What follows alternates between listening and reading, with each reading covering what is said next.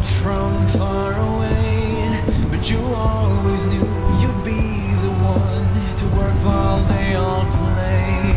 And you lay awake at night and scheme of all the things that you would change, but it was just a dream.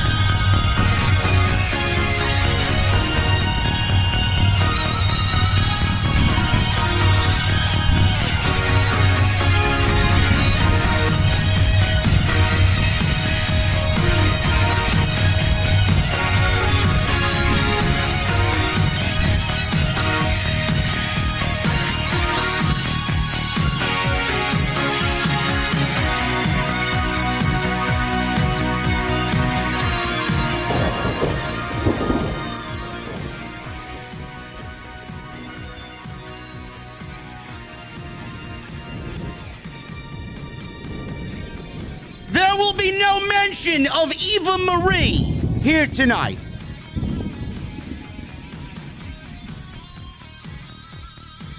Jon Moxley is back. Jon Moxley is back. Jon Moxley looks incredible on what is a great Wednesday for AEW Dynamite. Cody Rhodes. Cody Rhodes, man, you might not want to hear it. You might not like EVP and free agent Cody Rhodes. But Cody Rhodes is the most intriguing individual in all of professional wrestling right now.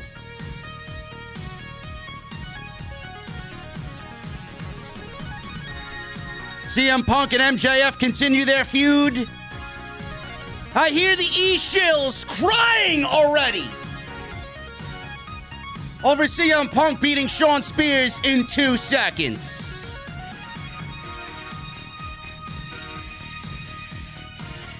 And tonight, we are going to get the opinion of Jesse about Cody Rhodes being a free agent, and if Jesse thinks Cody Rhodes is going to show up in the Royal Rumble. Yeah, because the internet said so. We are action-packed tonight, ladies and gentlemen. We got a lot going on. I'm going to the venue, though. It's rocking and rolling, man, already. The beverages are cold. And Titus is heating up that kitchen like he can only do on Wednesday night. But before I go, man, I need to know from everybody right now, what are you guys drinking? I'll see you over there.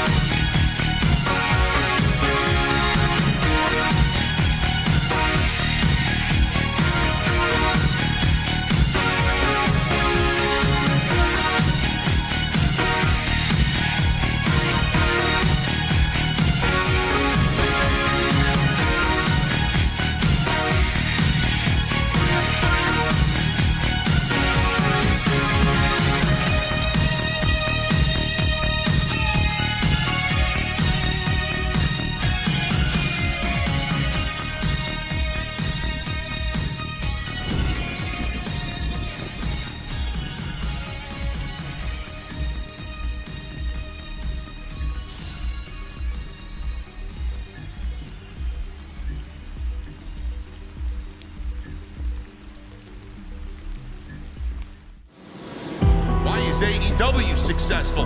Why is Tony Khan running his promotion better than Vince McMahon and Bruce Pritchard are running Monday night and Friday night? Long-term booking.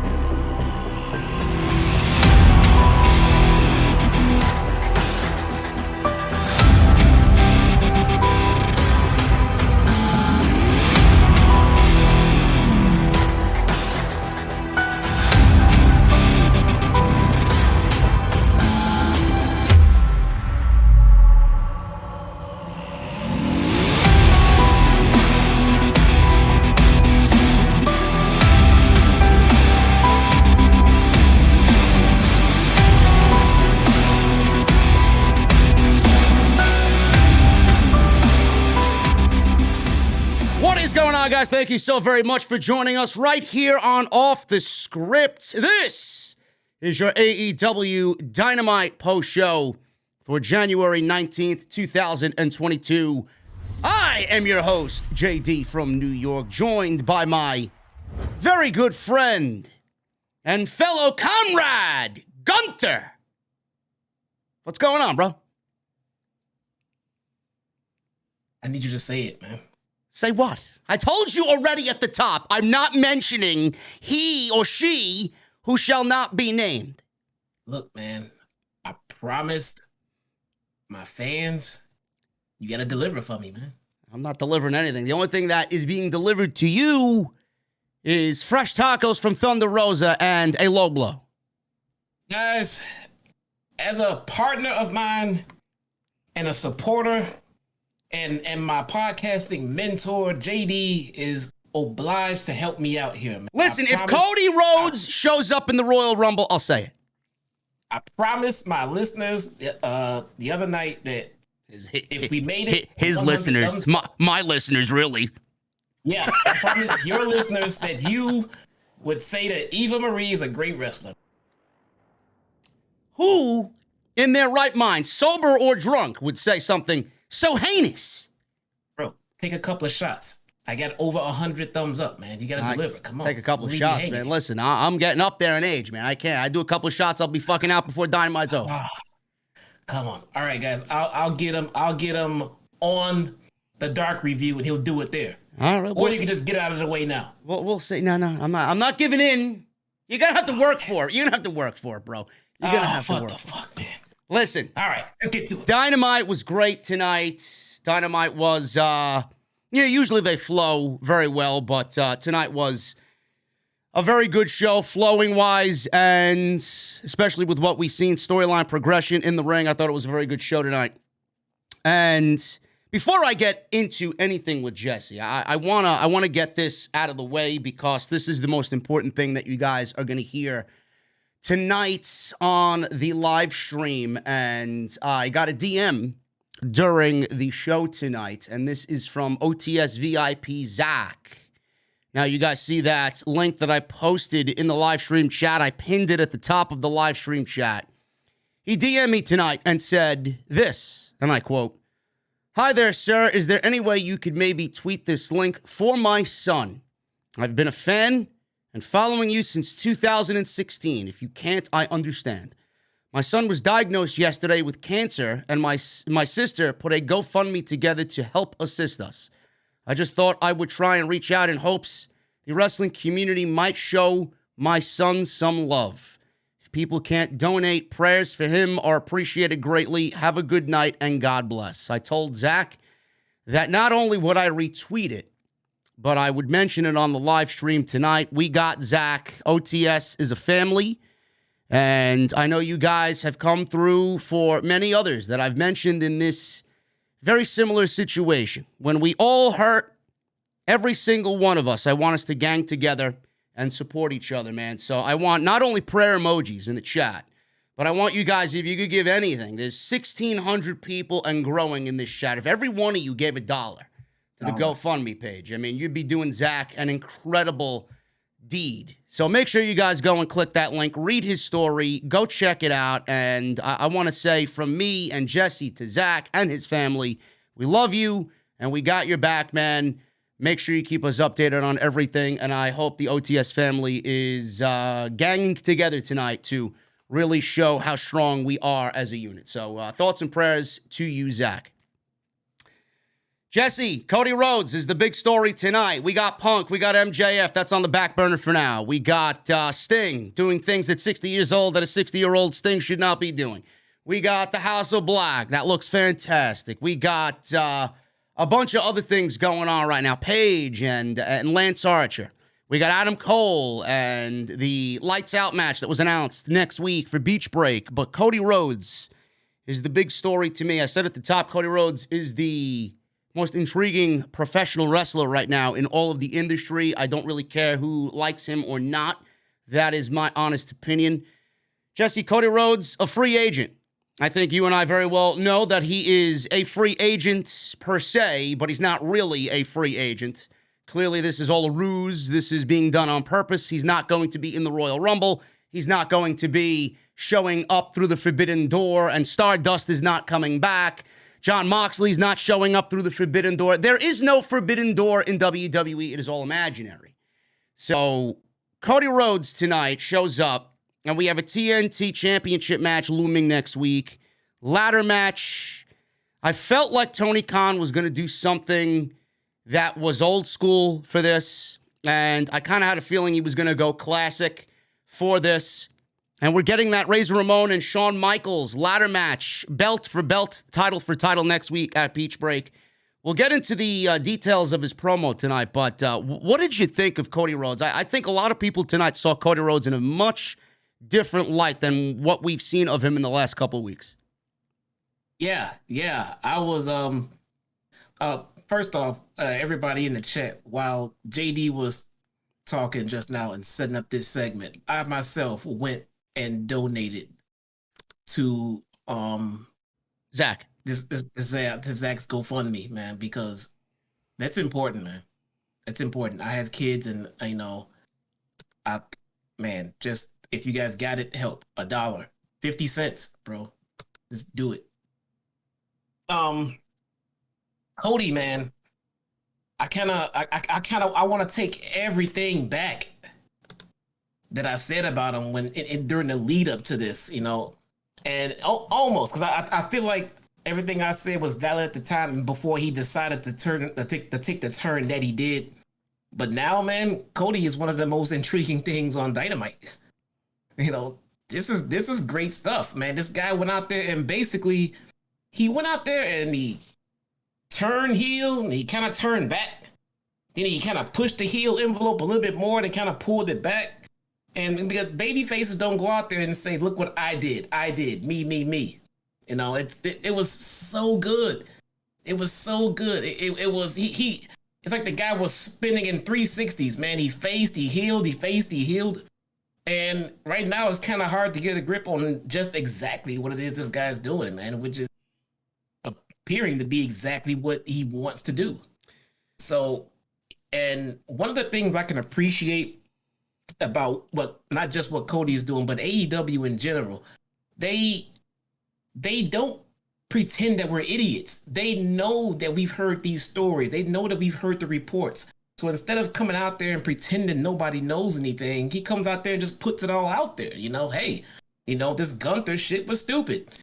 I'm a free agent. I might show up at the Rumble. I mean, he basically went out there and just said everything that we know. And the rumors that when we hear rumors like this for other companies, they never really address it. They never really tackle it head on. The guy went out there and said, I'm not gonna turn heel. That's a wall breaker right there. That's a fourth wall breaker. You're not supposed to do that. That's taboo. But they don't treat us like idiots. They treat us like smart fans. So with that being said, it's kind of harder to get a gauge on what it is that he's trying to do, and not just Cody, but a lot of different story angles and things like that, which makes it entertaining. It keeps you guessing, Yeah, and that's what he's so good at. I know people that don't like Cody, that think he's cringe. People that just don't like Cody in general for the way he comes off. They kind of take it personally. I don't really look at anything on TV with all these shows that we watch weekly. I don't take anything personally. The only thing that I take personally is something that happened last night on NXT because of sheer stupidity and political reasons, which I think everybody's upset about, which Cody mentioned tonight in passing. It was very, very brief. But Cody, when he's like the way he was tonight, it is very difficult to dislike him. And this is what I don't get. When he's on like he is tonight, I honestly don't think that there's anybody better in that moment. He makes you stop what you're doing in the moment that he's speaking, and you listen to everything. And the fans, I get their frustration with Cody, but I honestly think that people need to start appreciating Cody a little bit more for what he's actually trying to do here. Like he said, it is the easy thing for him to go heel. Everybody wants him to be heel. He knows that. He's not an idiot. He knows it. Tony Khan knows it. Everybody that's a part of this whole Cody Rhodes thing, they know it. It's the easy way out, and he said that, and it rings true. But what he did tonight, like you said, the back and forth, he's keeping you guessing, and that from a performer's standpoint That's all I ask. I don't want to get upset like I got upset with Roman Reigns. 6 years we waited for them to fucking pull the trigger, and they came off as if our opinions were meaningless. Cody knows our opinions. He appreciates our opinions, but he's taking it and he's molding it week by week by week, and he's giving you what we're getting now. And as far as that is concerned, I appreciate that greatly. You don't see that from a lot of guys like him. No, you don't. I mean, it's instead of, it'd be easy to just come out and say, "Whoop, they're booing me, turn heel." It'd be easy, and I'm not gonna lie, that's what I wanted at the time, to come out, just turn heel and go from there. This is more intriguing. This is more interesting. The way he's doing it, it's I venture to say, it's kind of never really been done before. So I like it. The road he's going down right now, everybody's played the tweener role, but he's really going hard in the paint with this one, man. I mean, I'm interested to see what else he does next. And, on top of what we feel about Cody, shout out to Tony Khan as well. I know, listen, it's going to be misinterpreted. Shills and fucking payroll, and he's trying to get a job with AEW. He's trying to get Jesse a job with AEW. Whatever the fucking idiots, the mindless ghouls on social media want to say. You gotta give props to Tony Khan as well, because I understand people didn't like the interim shit. I didn't like it. Jesse didn't like it. Cody was gone for a week. But, Tony Khan, now that we see this developing and Cody Rhodes pulled out the ladder tonight, and obviously the first thing that everybody thinks about when they pull out a ladder is Razor Ramon and Shawn Michaels, especially when we have two champions fighting over one, official TNT champion or whatever the champion is. You got to give props to Tony Khan as well, because we didn't understand it then. It might sound stupid, but looking back at it to where we are tonight with Cody Rhodes, he's a fan, and he's going to do a throwback on what probably is everybody's favorite ladder match of all time between, champion and challenger, or for this type of situation to crown an official TNT champion, just like they did at WrestleMania 10 for the Intercontinental Championship. I love this type of shit, and this match is going to be fantastic. So, old school Tony Khan with his mentality is giving us something that we can go back and think about, and Cody and Sammy are going to put their own spin on it. Now, Jesse, does Cody win the match? Does he retain the TNT Championship? Because I think it would be foolish for them to book Cody to lose this match, especially with all the contract talk. I think him winning the TNT Championship and not having a contract is going to add yet another level of intrigue that is definitely going to keep people interested and get people talking here. So I'm assuming he's going to win next week. Bro, maybe, but pause this for a second. Osakui Vasquez, is that one of your guys? Osakui has been one of the VIPs for a couple of years. He's dropped $500 super chats in the past. He just dropped $2,000 into Zach's GoFundMe. That is fucking crazy, man. Osakui. He just dropped 2 stacks, bro. That's fucking crazy, man. Osakui, man. That's fucking OTS. Let's fucking go. Osakui he's one of the few fucking people, man, that leaves me Jesus speechless, man. Holy crap, dude. It's crazy. I don't even know what to say. My God.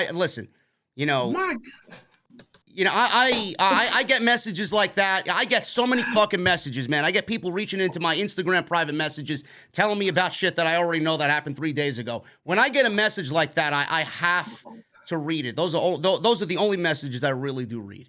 And if I was able to help Zach in any way tonight, it's through you guys.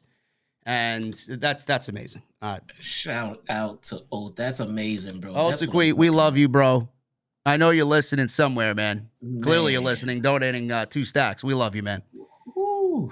I'm sorry, bro. Please repeat that, because that threw me off guard, because I was already shocked by the couple of hundred. Well, like I was saying, we all know that the interim championship didn't make sense because Cody was going to be back in a week. Tony Khan, you and I both said trust the process. It did look a little silly, but now looking at the situation tonight with the ladder match, Cody pulling out the ladder, Tony Khan's going old school. I love that. I appreciate that. He has a mind for the business. He's using that fandom, and he's giving us a take on Shawn Michaels and Razor Ramon at WrestleMania 10 with Cody and Sammy.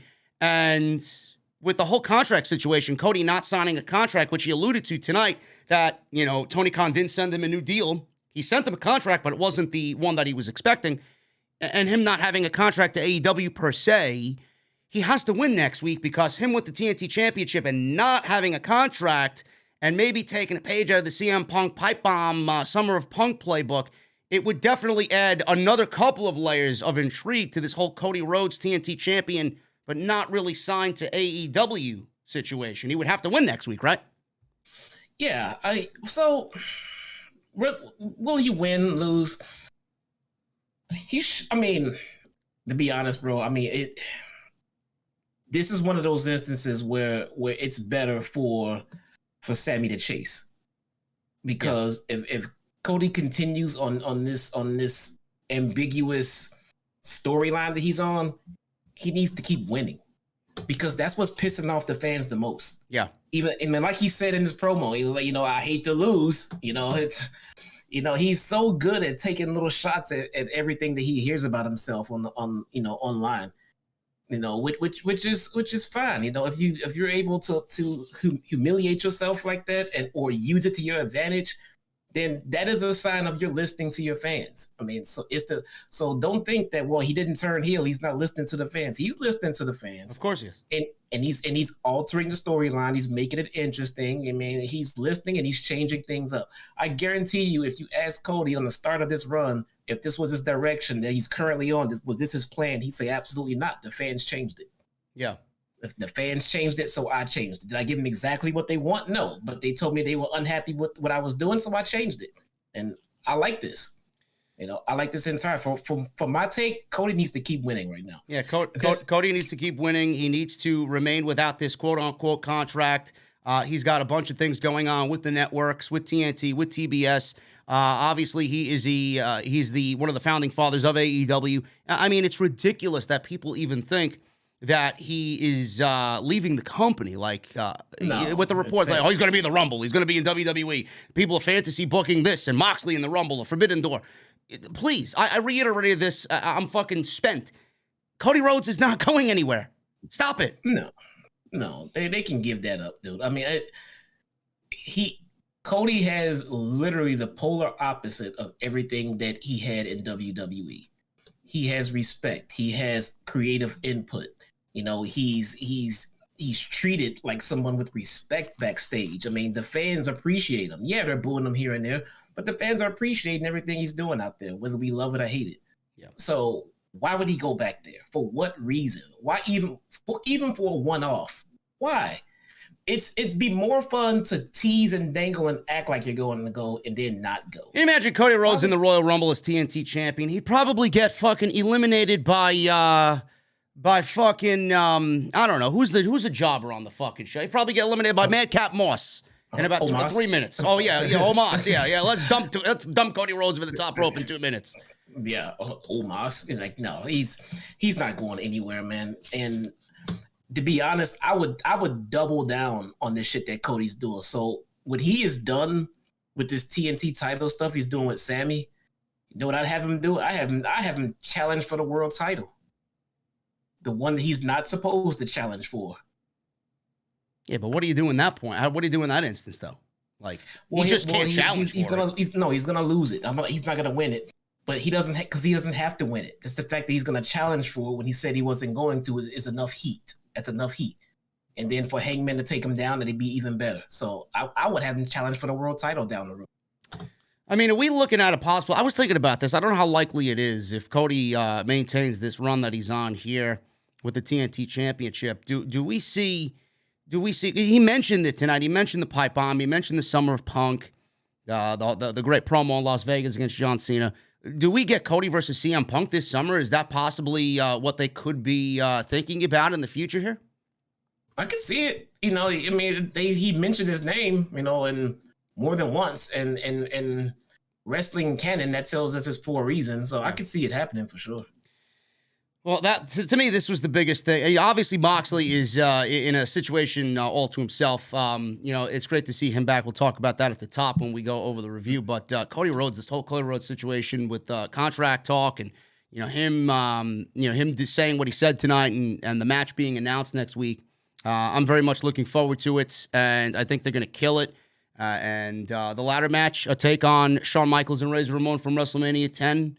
And again, at SummerSlam in 1996. So, yeah, I mean, I love it. I think it's great. And we're going to get a damn good Dynamite next week. Beach break from Cleveland. The other big thing that happened tonight was Lance Archer and Adam Page. Now, I know you told me, Jesse, and I kind of agree with you. And we alluded to it last week when we talked about Lance Archer and the pairing of Archer and Dan Lambert. It looked tonight, and you mentioned it via text to me, it looks like Jake Roberts is kind of stepping into the shadows, and Dan Lambert's going to be the main handler now of Lance Archer. I think this is a great pairing. We talked about Lance Archer and American Top Team. I think that would be fantastic, joining him and Ethan Page with Scorpio Skye. But as far as Archer is concerned with Adam Page in the World Championship, he looked great tonight. I don't know if it's going to be in the majority of the fans' eyes that Lance Archer deserves a championship match, but whatever they did tonight got me excited because I think both of these guys are going to kill it eventually when they get in the ring.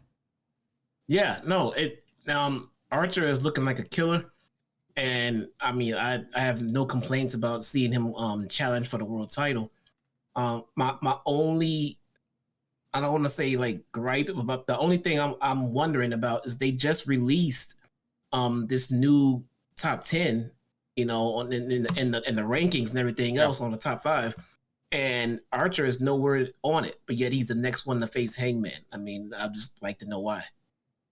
Well, I didn't see that. With the win tonight, maybe he gets moved into the number 5 position. I don't know. I mean, they don't really discuss that on AEW television, which I think they should do a better job of. They don't. They released the rankings online, and there's no Lance Archer on there. So, I mean, you got him in a match with Hangman, okay, but how did we get here? Did he? I'm not saying it shouldn't be happening. I'm saying just let me know how we got here. Like, we were gonna go through the rankings, but Archer got so far under Hangman's skin that he went to the boss and demanded this title match just to get this asshole out of the way. Yeah. Something, just something. Yeah, well, maybe we don't get the match immediately. Maybe they are saving it for Revolution. They're going to give Archer some wins, and then maybe at that point he is deserving of the title shot. I don't know. Maybe that's their reasoning behind it, why they haven't mentioned it. I wouldn't mind if it took place at Revolution if it's built up the right way, because I honestly think that Revolution's going to be main evented by Britt Baker and Thunder Rosa. So if that match takes place in the main event like we all expect it to take place, Archer and Page being an undercard match for the World Championship, I would not mind it, because I think we all know the outcome of that, and Page is not losing the championship, and Archer's just there as a warm body to move Page on into the summer, going on into Double or Nothing. But the pairing with Dan Lambert, you're still in agreement that this is the direction for Archer to go. This is best, man. It seems that they want to keep him with a mouthpiece, and the fact that they let Lambert start off his promos and then let Archer go ahead and finish them, it tells me that it's not all too permanent. Like, they want to start him with a mouthpiece, but they're also weaning Archer off of the use of a mouthpiece, and he'll eventually be able to go without one. Yep. But like I told you earlier, man, dude, you can put Lambert with any heel on the roster, and I won't give a shit. I said it from day one when I saw this guy. This guy has it, and if I see him every week with a microphone in his hand, it's a damn good show for me. People in the chat are saying Mustafa Ali just got released officially by WWE. It's about fucking time. There we go. It's about fucking time, man. It should have happened fucking 18 months ago. It's a beautiful thing. Holy shit. So now he's got 90 days if that is the case. And again, I don't care where he goes or where he shows up. I'm going to be in support of Ali because the guy is just fantastic. And I think he is the definition of undervalued and underutilized in WWE. And they gave him a ton of shit to swim through, and they didn't really care about using him on their television programs properly. And I'm happy for him.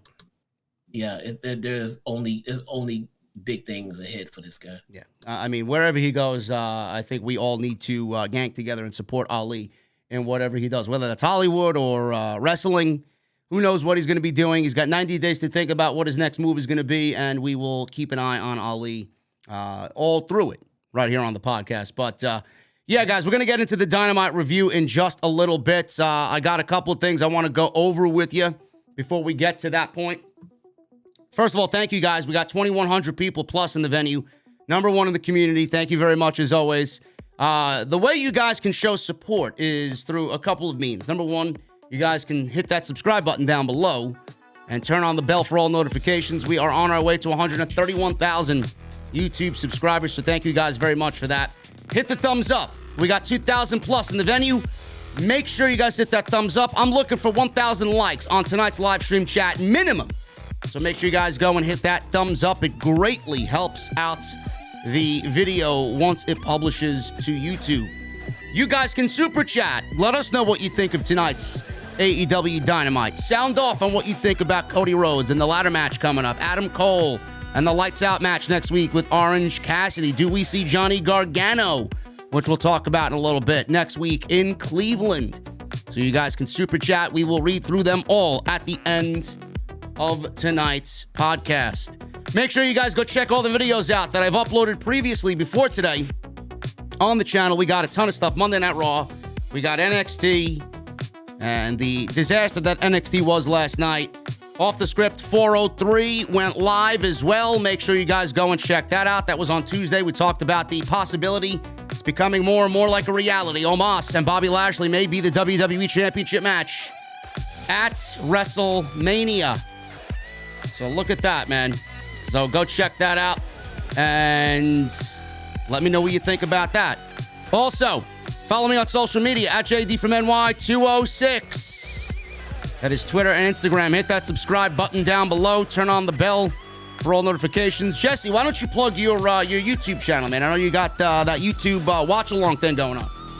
Absolutely, guys. If you are a fan of AEW Dark, if you like scouting the new talent with us, if you can come and join me and be involved in my new taco rating system, please do. Join me at Chi-Town Smart at YouTube. Follow me at Chi-Town Smart on Twitter and get the updates on when I upload, or I go live, on Mondays and Tuesdays. And also, I'll be doing occasional retro reviews. Also, I can't confirm any news about Ali. I don't know if that's true, bro. Yeah, people in the chat saying, anybody in the chat that you see, go and backtrack. Anybody that said Ali got released, get them the fuck out of here. You don't joke about something like that while I'm here, live. Get the fuck out of the venue. I don't want them here. So yeah, go subscribe to Jesse's YouTube channel. He'll post a link in the live stream chat. Though I do think Ali's going to get released. He will be granted his release. There's no use for him there.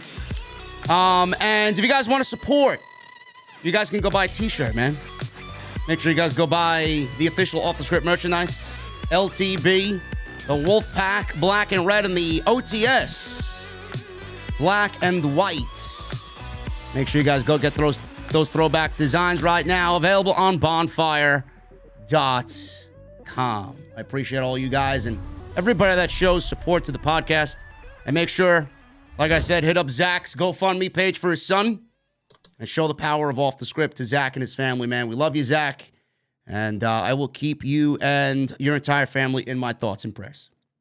Speaking of, he got another $100 bomb. There you go. There you go, man. Love to see it. Yes. Dynamite started off tonight with the return of Jon Moxley. Jon Moxley's back, Jesse. He looks thinner. He looks leaner. He looks hungrier. He looks angrier. He looks great. He came out to his theme music. He looked very emotional. He soaked up the moment. He was listening to all the love. Minus the one fucking guy who, when things got quiet, told him to get this fucking drunk out of the ring, which then was proceeded, and rightfully so, and I'm glad Tony Khan or AEW didn't bleep it out. Jon Moxley told this guy to go fuck himself and get him the fuck out of the goddamn arena, which was great. Hope they booted him. Of course they booted him. Good. Of course they booted him. So Jon Moxley's in the ring, and he was soaking in the moments. The one thing I loved about this thing, Jesse, when Moxley was speaking, this was about 8 or 9 minutes. As soon as the music died down and Moxley opened his mouth, you could heard a fucking pin drop in that arena, man. Complete silence. Nobody said you couldn't hear anybody breathe in that arena. Nope. It was amazing. I've never heard that much silence in a wrestling arena before. No. So Moxley is in the ring, and after this guy got kicked out, hopefully, he said a little while ago he fell asleep on a plane and woke up from a bad dream. He said he was in the dirt on the side of the road and his face was bruised and there was a dark cloud over him, almost like a demon. A demon that kind of follows you around and your whole life is just, being overtaken by this demon. He said everyone has something like that. He said that demon asked him if he really thought he was going to make it out. He said he woke up before he had a chance to answer this demon. He said nobody gets through life unscathed and without scars. He said the scars you carry on the inside are harder to see. He said sometimes you try to cover them up and try to pretend they aren't there, but those are the scars you should be proud of because they give you the strength and make you the person that you are. Nobody's perfect. And then he said nobody should be afraid to stand up in front of the world and bear it all and say, hey, this is me. The fans cheered after just listening intently to what Jon Moxley had to say. He said there are plenty of people who want to write him off and who doubt him.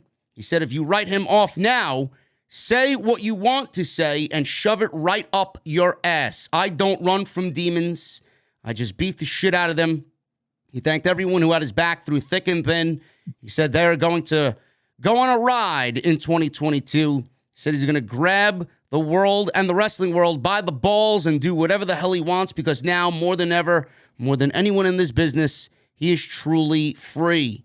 Fans were chanting his name, and he says he's been to hell and back, and nobody can put him through hell more than he's been through. He said if you thought he was dangerous before, these days, all he drinks is blood. He threw down the mic, and then he walked out of the arena. Simple, short, sweet. This was fantastic from Moxley. Jesse, a lot of people in this situation, they don't really share as much as they want for all the right reasons. It's probably up to Jon Moxley to really share anything regarding his situation with us, but he came out there and he didn't really get into specifics about the rehab and the rehabilitation and what he's gone through, but he gave us a short story. He gave us the emotion he was feeling and what he was going through in that moment with this dark cloud and these demons. A lot of people are very timid to share their stories, and Moxley came out and he bared some of his soul to us tonight. He didn't have to, but from you and me, I'm sure we all appreciate that because we know exactly what he's going through. Everybody's been through something like that, and he bared his soul to us tonight, and we appreciate it. Yeah, no, he really didn't get into specifics. He gave us, only a promo only Jon Moxley could really deliver, in the way that he does, using the words that he do. But it's also not like Moxley is closed off to the public and the fans. So whatever he didn't give us tonight, I have faith he's gonna give us in the form of a podcast, probably his wife's podcast. He'll probably get the first dibs at it. Yep.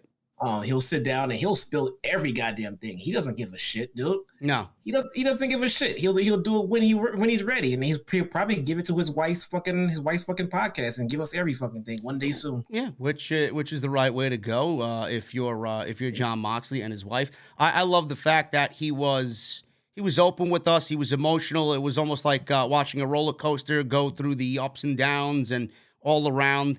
He got his message across tonight, while maintaining who Jon Moxley really is. He was a badass, and he got that message across at the same time. And it's a very powerful message because how many people look up to Jon Moxley? Jon Moxley's got a large fucking audience, and he knows how inspirational he is, not only to, who has looked up to him in the pro wrestling landscape, but something like that so powerful, man. A lot of people take it for granted. Somebody like that going through something so serious and that is so common, like alcohol abuse and alcoholism.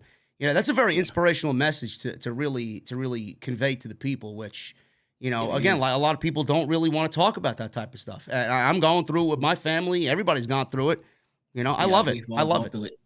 To see him back, I remember when he left, you know, I really felt bad for the guy and everything else. And, you know, I was just, I kept thinking, you know, about 90 days, he'll be all right. He'll be all right. And I kept saying, hopefully, you know, because relapses happen and everything like that.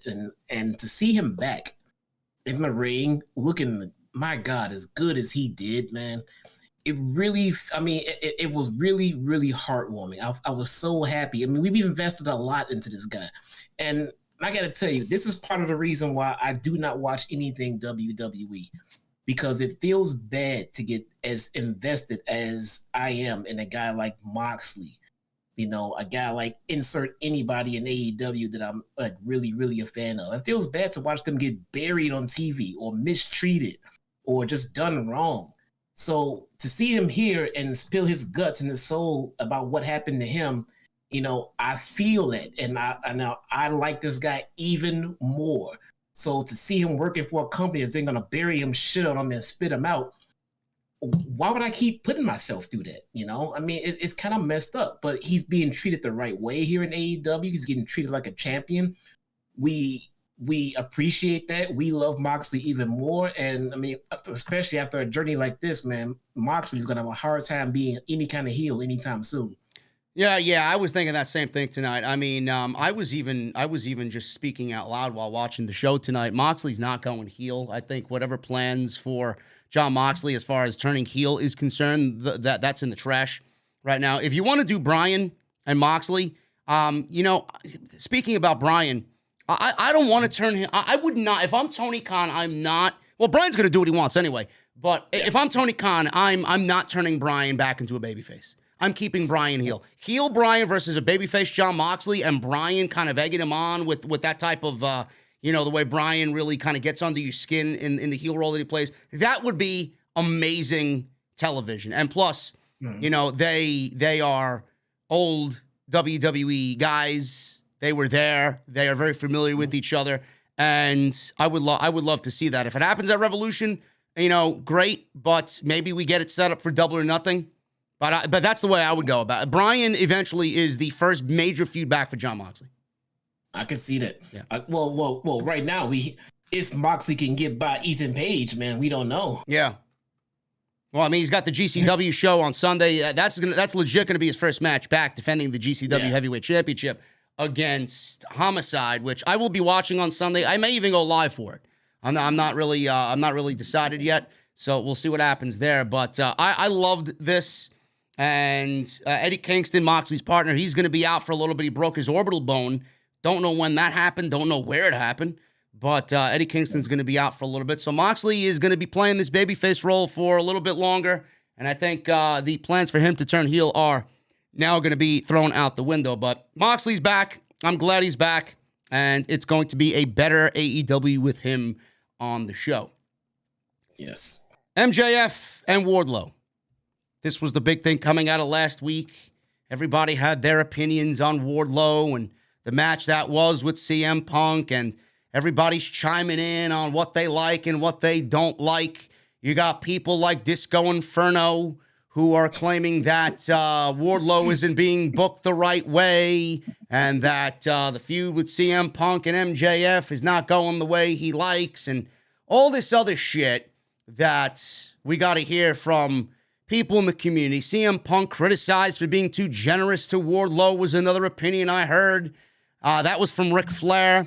People, it almost seems like these ex-wrestlers, they don't really have a mindset for what's going on right now with current television. So you might as well shut your fucking mouth and leave it to people like me who actually watch the show without a favoritism bone in our body.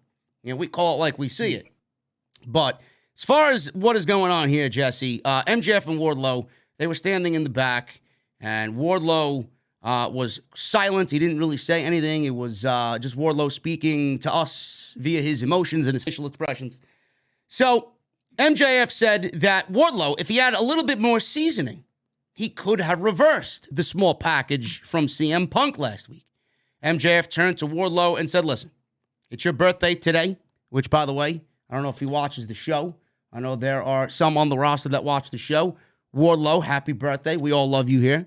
Hopefully Absolutely. it is a very happy birthday for you, my friend. And he has a gift. MJF has a gift for him, and that is that he is a stellar employee. I apologize. You've been a good friend for me and to me for 2 years. I lost my cool last week, and I'm sorry. However, you did put your hands on me, and I can't have that, bud.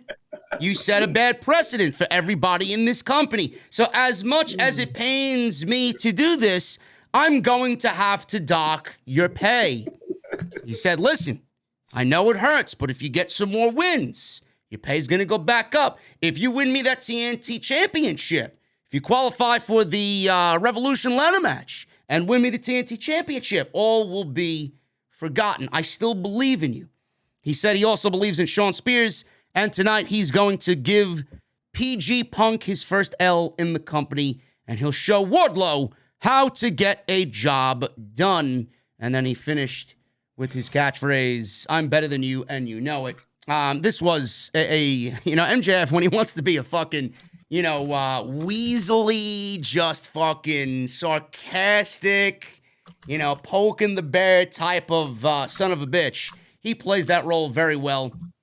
And I'm loving this, man. Does Wardlow win that ladder match is the big question. Are they making it too predictable?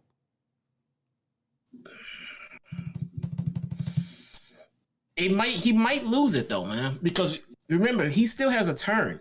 Yeah. He still has an official turn to do right about here. So we don't know when it's coming, how it's coming, but it's coming. So I don't really think it's important if he wins or anything like that. It's just a matter of how he turns. I've said it before. The most important thing about Wardlow leaving MJF is gonna be how he turns on him, because you need to make sure that people really give a shit about him. Because you're putting him out there, he's gonna be on his own, no mouthpiece. People are attracted to Wardlow because of MJF's heat, which is fantastic. That's what the whole pairing was meant to do. But they're getting ready to split them away. Okay, there's a time for that. It might be near. I think the news of him possibly going to WWE made it the right time to split Wardlow off into babyface, because his name's been mentioned more now than any other time ever in his career. Yeah, I'm still with you there. I think there's a time and a place for it. And I honestly think whatever they're planning, I hope they don't do, because I think it's way too soon. I really do think it's way too soon for Wardlow. More of this, way more of this, and it needs to be the right moment, because something like that you only get one chance to do. You can't go back on it. It's going to be a huge turning point for this guy's career. You only get one chance to get it right, and hopefully Tony Khan knows that. As far as the criticisms, Jesse, about CM Punk and this MJF feud, Ric Flair said that I believe CM Punk is being overly generous. That doesn't make him a bad guy. That was my style forever, too. I just think if he's going to do this big program, he doesn't need to be quite as generous. And what he means by that is he felt like he gave Wardlow too much offense in that match. So that's why Ric Flair said he was being generous. Do you agree there, or do you disagree with Ric Flair? I didn't think CM Punk was being overly generous at all. I thought the match was booked the way that it should. Big man Wardlow, Powerbomb Symphony. CM Punk should not really be getting as much offense as Wardlow would get on him. A one-sided affair is exactly what it needed to be. And the ending, I thought, was fantastic with the roll-up. Yeah, no, I didn't have a problem with the way the match was booked. And I saw on Twitter how someone put this side by side, how he was paying homage to Bret Hart versus Diesel. Yep. And I saw the side by side, and then it made total sense. It wasn't even just like a slide play. He did exactly, spot for spot, the same spot where he pretty much caught him with the roll up after getting his ass kicked and everything else. I mean, it was a night. The thing I like about Punk, though, he's a student of wrestling. Yes. He knows about all of the big spots, all of the awesome shit from the past and everything else, and he low key plays homage to it almost every time he comes out to the ring. And that was one that I missed until I saw it on Twitter. Wardlow was a big, powerful dude. What's it look like? Punk gonna go out and outpower him? No. I mean, it's gotta look like Wardlow kicked his ass, but Punk got lucky and pulled one out. That's how it goes. I think Punk's loss is reserved for MJF. But that doesn't mean that Punk couldn't put anybody over along the way. He can't go around squashing everybody. Yeah, I honestly, I really don't know why these, like Ric Flair and Disco Inferno, I mean, like they say this shit just to rile up a fucking reaction. It's like they're almost fucking clueless as to what they're talking about. You know, and we talked about, Jesse, you know, it goes in a certain order. Obviously, we talked about MJF being, and he should, the next AEW World Champion. And Disco Inferno, his comments about this shit, he was like, as far as, you know, talking about Wardlow, he recently stated Wardlow is a bigger babyface than CM Punk. And he talked about the next world champion. He said, Adam Page should not be the world champion. He would have Bryan Danielson win the title instead. He says this, and I quote, AEW can do whatever they want. However, if I was booking Bryan Danielson versus Adam Page, I would have had Bryan win the championship. My creative juices flow far better with Danielson going over in this instead of Adam Page. Like, what? Like, I get where he's coming from, but, I mean, Page is going to lead through the MJF and CM Punk storyline, and it's going to give way to MJF. Like, everything's got to be done in a certain order. I think Tony Khan knows that. But with the CM Punk comment as well, Wardlow is more over than CM Punk? No, I get where they're coming from when they make these comments, because it makes sense. Because if you think about it, would we be sitting here talking about Disco Inferno? No. Had he not made these ridiculous comments? No. And that's not by happenstance, dude. I mean, you have to get your name out there somehow. And if your gimmick is saying ridiculous shit like a cornet, you know, Disco Inferno, I mean, I honestly, honest to God, I don't think that they honestly believe half the shit that they say that's controversial and stuff like that. They can't. Not to say that all of it is a lie, but I do think sometimes they go out there and they go against the grain just to get the extra traction. I really, really do. Well, I get Bryan. I even asked you. I said, does Bryan win this match? And I'm like, if Bryan wants to win the world, if Tony Khan wants Bryan to win the world championship, I would have no problem in him beating Page, because there are ways you could go about Bryan being a heel champion as well and get to where you need to go with that world championship. But it's not the time. And it was all about building Page up in that moment and getting him that win and giving Bryan his first loss. And Page is a lot better off for it now by beating Bryan in 90 minutes of pro wrestling. Everything is done for a reason here. Yeah, I'm glad you said that, because I was just getting ready to say, like, no, I'm not on with Hangman losing. Yeah. I mean, not at all. I think this is a perfect example of the title at first making the man, and then the man feeding off that energy, and then making the title himself. Hangman was over his shit, but this is his first big spot as a world champion, and give him the title and let him do his thing with his peers out there and everything else, and they'll help get him over and everything else, and the crowd's already behind him, so give him a reign. Just give him a reign and give him some good matches, and then you're going to have yourself a historic championship run out of Hangman. So just let him do his thing. And Tony Khan is going to let him do his thing. He's also letting Adam Cole do his thing. And I see a lot of online chatter about Adam Cole for one terrible take to another. Adam Cole is apparently not the belle of the ball, according to some. Oh, how could he go to AEW? They're ruining him. He doesn't feel special. I even heard the fact of the matter that people said that Adam Cole has lost muscle mass. I don't see it. The only thing, and I'm going to be brutally honest with you guys, Adam Cole was never a big guy. He looks the same to me as he did in NXT while he was the NXT champion multiple times. The only thing I would notice different right now about Adam Cole, and I do notice different about Adam Cole, is the fact that he was a little bit more tan in WWE. So that's the only thing I could possibly bring myself to think about as far as the differences between NXT Adam Cole and AEW Adam Cole. All you need to know is that A, he's one of the best pro wrestlers on the planet.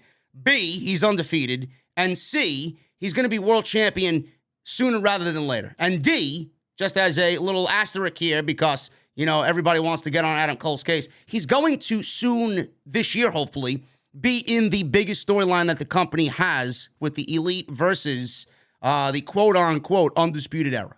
So I don't get where all this Adam Cole hate is coming from. Nah, I don't know. I don't get, but I'll tell you what, though. Adam Cole will be world champion in AEW in 2022. I hope so. And then what happens then, Jesse? Are people going to still complain? Yes. You crazy? Of course.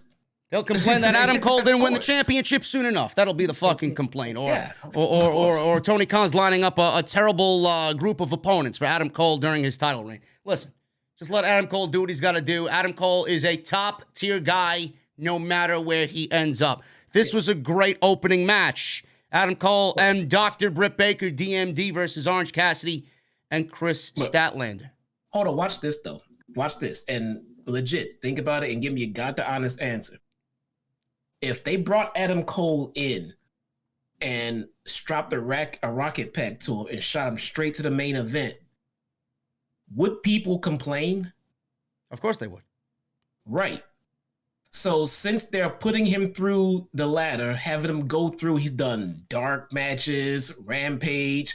He's facing fucking pretty much Marco Stunt and shit. He's going through and he's wrestling everybody else, and people are still complaining. You know what the whole Adam Cole thing reeks of, people? Long-term booking. Get with the program or get the fuck out. This was a great match, Jesse. This was fun. It was slightly comedic in the beginning stages. It turned into a great tag team match. There was a little bit of everything. There was a little bit of everything for everyone in this match. And we got a lot accomplished here. Adam Cole looked great. He works great with Orange Cassidy. Britt Baker looked very good tonight, as good as I remember seeing her so far this year. Kris Statlander looked very good tonight. She had an absolutely gorgeous Area 451, a.k.a. 450 splash tonight. It looked fantastic. This was a great match, and we got a lot done here. So the match was mixed tag team. Obviously, when the ladies are in, the men have to tag out, and vice versa. There's no men on woman action here. So the best friends, I'm assuming they're the best friends. They're part of the best friends. They controlled things very early on. Statlander hit, I thought she was going to drop Britt Baker at one point in this delayed vertical suplex, but Orange Cassidy kind of tilted her backwards and forced the suplex to be complete. They took out Cole and Baker at ringside. They were celebrating. They did the big hug. And Orange, he tagged in Statlander for a hot tag after he was being beaten down by Cole during the commercial break. She came in. She was a house on fire. Went crazy on Britt before Blue Thunder Bomb, got a near fall 2 count. Baker came back with a cradle and a beautiful neck breaker. And then both females tagged to their partners. So in comes Cole, in comes Orange Cassidy. Cole hit an enziguri, but Orange came back with a stun dog millionaire. Baker got a blind tag and landed a curb stomp on Orange Cassidy. And then Statlander came in and cut her off. She climbed to the top rope, and Cole crawled over onto Baker to prevent Statlander from harming his boo. And then Statlander came off the top with an absolutely stunning 450 splash. Awesome, awesome stuff there. Orange Cassidy then hit beach break on Cole for a very close near fall. Orange wanted the orange punch to end it. Cole rolled to the ramp and downed him with the super kick. Cole wanted the Panama Sunrise, but Statlander pushed Orange back into the ring. Baker then took her out, blindsided her with a super kick, hit a destroyer on Statlander on the ramp. Back in the ring, Cole hit the Panama Sunrise, and Orange Cassidy kicked out. Panama Sunrise delivered by Cole looked absolutely brutal. Cole set up for the boom. He was going to lower the boom, but they decided before that, Cole and Baker set up a table outside on the outside of the ring. So Orange was going for the orange punch on Cole. Cole moved out of the way. Orange punched Baker accidentally, sent her through the table, crashing down below. Then Cole lowered the boom on Orange, and he got the win 1, 2, 3. After the match was over, Cole was very angry that Britt Baker went through the table. She sold it like death, which Jesse did not really appreciate. I'll let him explain that in a second. But again, Jesse, this was a great match, and they are not done by a long shot with the Cole and Orange Cassidy program, which I will get to in a second. Why didn't you like that ending?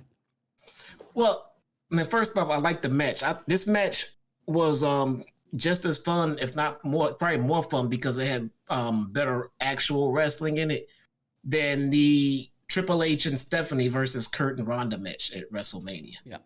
So I really enjoyed this match. But it was that spot. Britt gets knocked off the ring apron and goes through a table. All of a sudden, we need trainers and doctors out there. Dude, this is the same woman that went out there with Thunder Rosa, and they went out there and proved to us that they were two bad bitches who were going to beat the shit out of each other no matter what it took. And they got up after this spot, that spot, this blood, tables, this knives, guns, tacks, all that shit. But tonight she took a bump from a guy and went through a table, and all of a sudden she's a damsel in distress. She's still the women's champion who went through a fucking lights out match with Thunder Rosa, dude. She can take a fucking bump. And I understand you're not going to no-sell the table, but Jesus Christ, she went through a table. She'll be all right. She's been through much, much, much, much, much, much, much, much worse. My interpretation of her overselling the table spot as if it was death is to get Cole to a point where he's angry enough that Britt was really harmed here, which would then kind of spur him in the moment to bring up a lights out match against Orange Cassidy, putting his well-being on the line in defense of Britt Baker. That's the only thing I could come up with. I don't think Britt is less of a badass bitch here. I don't think Britt takes anything by going through the table and overselling it. It was all done for Adam Cole, and hopefully to come to a conclusion here, or near a conclusion, with this Adam Cole and Orange Cassidy feud. Yeah. I get it. It made sense as to why you want to get him angry, but if your goal is to get to a lights out match, why not put Kris Statlander through the table, all right, and then lay into it. Adam Cole is the heel. Let him heel out on Kris Statlander, dude. Let him take a cheap shot at her. Let him drop the boom on her intentionally, and then let Orange Cassidy be the one to come out and say, fuck this, we're doing lights out. We can't, bro. We can't do that here, man. That's gory and self-mutilation. You gotta get with the program here. That's right. Personally, to get to that lights out match, instead of Adam Cole being the heated one and wanted it, it would have been, for me, Orange Cassidy, because Adam Cole went out there and dropped the boom on Kris Statlander when she was defenseless and let the crowd boo that shit and everything else. No, I totally agree with you. I think if TK booked it the other way around, it would have actually made the heat in the moment for the lights out match being announced. I think that would have, coming from a babyface, really kind of amped it up. I agree with you. Yes, absolutely, man. That would have been awesome. That was my only takeaway from it that was negative. Other than that, I thoroughly enjoyed this match, man. It was really fun. I'm very much, because if I was to choose a number one right now in all of pro wrestling, Adam Cole's my number one. I'm very much looking forward to seeing what he does, and big things are coming. And please, people, be patient with Bebe. He is going to be your world champion sooner rather than later, and we have so many fucking great matches coming up, and you have no idea. Just be patient. Yeah. Jericho, Santana, and Ortiz. They were interviewed by Alex Marvez about facing 2.0 and Danny Garcia again next week. Jericho said Eddie Kingston can GFY, meaning go fuck yourself. Jericho has now trademarked GFY. He's trying to get that over big time. I don't think it's clicking with the fans as well as Moxley's thing now. Yeah, well, yeah, really, legitimately. I don't think it's working for Jericho like he had hoped, but maybe he gets it over. Ortiz interrupted and said, whoa. He told Jericho, listen, anytime you mention Eddie Kingston, you might not care about him, but we here care about him, so watch your words when you mention Eddie Kingston. So Santana said Eddie made some comments last week that rang true. He said Jericho might be holding them back for the tag team championships. He asked if he does really have their back. Jericho says, yes, I got your back. Santana said, they look out for themselves next week instead of the inner circle. Do you feel us? Jericho said, no, I don't feel you. So it looks like, Jesse, this is the moment, the beginning stages here of LAX, Santana Ortiz, proud and powerful, breaking away here. I honestly do think, from me to you, we need to put an end to this inner circle thing. I'm not saying that they need to completely break up, but they don't need to be mentioned on TV. They don't need to be together on TV. They need to all be doing their own things. This is the beginning stages of Santana and Ortiz breaking away and becoming that team this year. Tag Team Gold is in their future this year. Absolutely no question. Jericho, he needs... I honestly think, bro, from me to you, Jericho being off TV would probably do him some good. There is nothing going on with Jericho right now that I'm invested in at all. It is a complete 180 from basically a year and a half ago. I think Jericho being on TV right now is not doing him any good. Yeah, and I've said this a long time ago that Jericho should have gone ahead and taken a little break. And right about now, I would say it would be time to bring him back because he would have been gone for. But I would have had him take a little break, go ahead and do his Flowsy thing, take some rest, things like that, and then come back and start something fresh with Jericho. But yeah, he's never gone away. The Inner Circle things just kind of faded.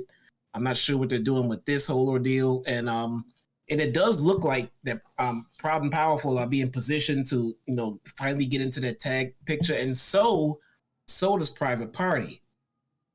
So it looks like now that the Lucha Brothers are no longer champions and Jungle Express are, they are now positioning these exceptional tag teams that they have to now get into competition for the tag titles. This is going to be great, man. Santana Ortiz versus the Jurassic Express, the Kings of the Black Throne, the House of Black, Red Dragon, the Young Bucks, FTR again. I mean, you name it. All the matches that Santana Ortiz can have with this tag team division, man. I mean, and the Briscoes are coming. And the Briscoes are coming. I mean, every single fucking one of them, man. Where's my wallet? Take it, please. Yep. It's going to be fucking awesome. We got Adam Cole, baby. Took the microphone from Marvez. He told Marvez to get out. He said that he's already defeated Orange Cassidy in singles matches, mixed tag team matches. What else do I have to do? He said because he put his hands on his girlfriend tonight, I propose this. No DQ, no rules, anything goes. Lights out match next week. Beach break, Cleveland, Ohio. He says he's tired of looking at him, so it's damn time he ends his pathetic career. Jesse, do we see Johnny Gargano next week aid his buddies in the Best Friend? They used to work together on the Indies, him and Trent and him and Chuck Taylor. Do we see Johnny Gargano in Cleveland debut next week? I believe we do. I believe it's time for a debut from all of this this talent that I know TK has in his back pocket. He's now doing what everyone has said he should have did earlier with the Adam Cole and Bryan Danielson. He's spreading them out. I'm sure he has Gargano. I'm sure he has Wyatt in his pockets. He just has to find a spot for these guys. Yeah, he got Keith Lee in his pocket, I'm sure. Keith Lee, yeah. These guys are already done. He's just getting. This might sound weird, guys. He's getting story together for them before he debuts them. Wow, what a concept! It's weird. It's weird, bro. It's weird. You mean to tell me they just don't make it to television and they get thrown in nothing matches and then disappear for 6 weeks? No. That's the old way of doing things. And as smart as that was, we're gonna try something different, like having a plan, getting it over, and getting the talent over, and the fans being happy. Wow, man. That's something new to me, man. I don't think I've seen that before. Yes, it's weird, bro. It's weird. But I think it's time to start sprinkling in some of these debuts. I know they're out there. I know he's holding on to Ember somewhere. Yep. I mean, so it's all about to get going. I think the women's gonna come in. I think the women are gonna come in, and maybe even some of the lower on the card men that he probably has in his back pocket as well, gonna come in with an Owen Classic. Yeah, I could absolutely see that. I could see Ember Moon coming in or Athena coming in for the women's Owen Cup. But Johnny Gargano, man, you're going to get instant excitement out of me. I love Johnny. He's going to be Johnny All Elite Wrestling. That's going to be fucking great. You mean to tell me that Johnny Gargano's coming before Veer, bro? Well, Veer, man, that guy's been coming all over the place. I don't know, man. Jesus fucking Christ. Somebody get a cleanup on aisle 7, man. Veer's coming all over the place. When's he coming? I don't know, man. He's Blue Chew. I don't know. Anyway, we got Adam Cole and Orange Cassidy next week. Lights out match should be great. We may see the impending debut of Johnny Gargano in his hometown of Cleveland, Ohio. We got CM Punk versus Shawn Spears. This match went timed 7 seconds. So MJF came out, made his entrance after Punk and Spears made their own entrances. And he sat at commentary 7 seconds. Jesse, all this was a GTS, and that is it. MJF stood up in embarrassment. Punk then eyed MJF from the ring. Punk was celebrating, and MJF tried to sneak up on him and attack him in the ring. Punk turned around. He grabbed MJF by his scarf. MJF then gave up the scarf, slipped away like the slimy snake that he is, and ran away. And that was pretty much all we got from Punk and MJF. I can't wait for the E-Shields to bury this and say, well, JD buried Aaliyah beating Natalya in 3 seconds. Why didn't he do the same to Spears and CM Punk, man? Because this was booked perfectly, and it creates a bigger story moving forward for the best storyline right now in AEW. I'm sorry. What don't you fucking understand? No, it's not about the 3, 4, 5 second matches. It's about who's involved in them. Yeah. And Aaliyah, I'm just hearing what you're saying. Aaliyah went over Natalya, in 3 seconds. Aaliyah is the new up and coming talent, and Natalya, her job is to literally help get the other talent over. So, if she's going to put her over in 3 seconds, then great. That's a notch in Aaliyah's belt. So we got Shawn Spears versus Punk. Shawn Spears is not an up-and-coming talent. He is not someone they're trying to push right now. And it'd be more beneficial for him to put Punk over and make Punk look stronger, because Punk is going to be losing to MJF soon.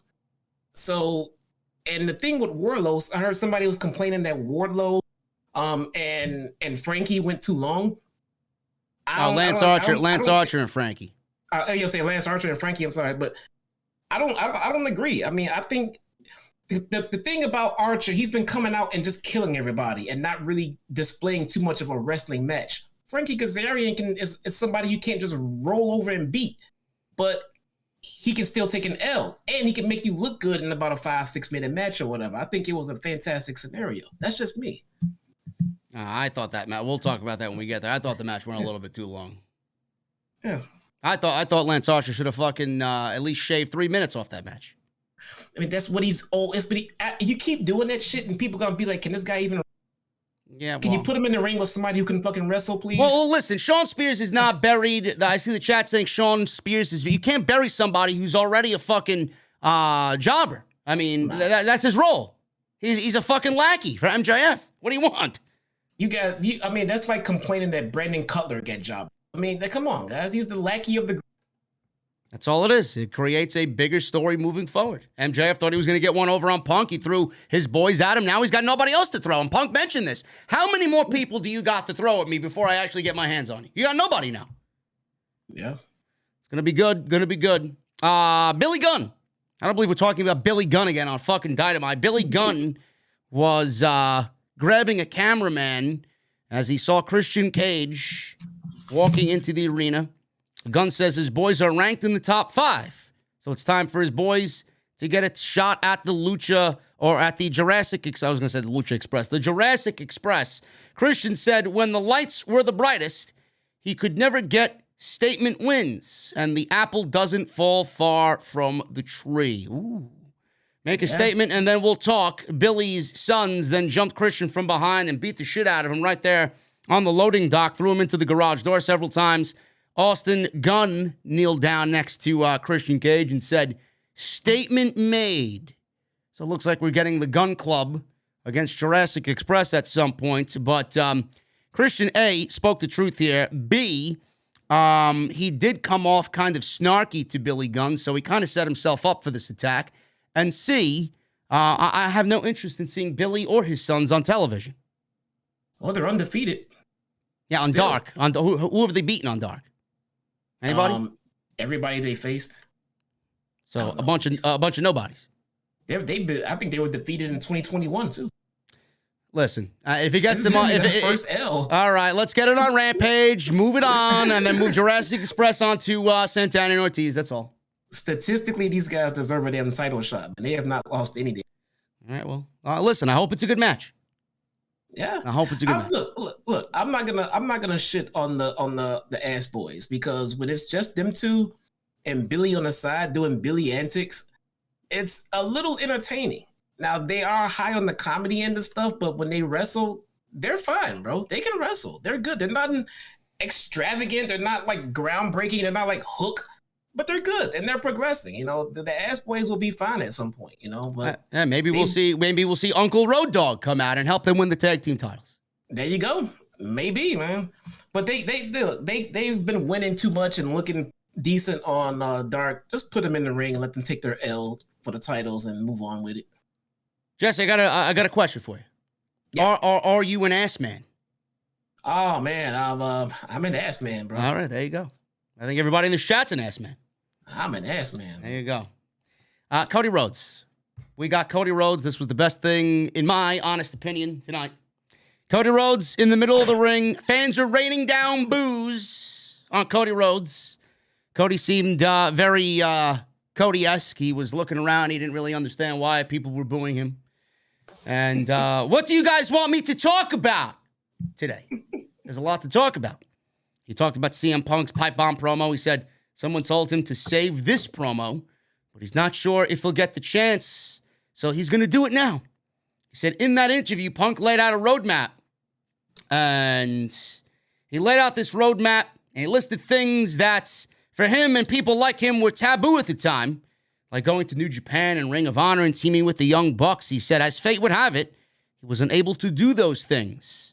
So fans were telling Cody to shut the fuck up. There was a chant of Royal Rumble from Washington, D.C. tonight. We got Cody just listening to these chants. He paused.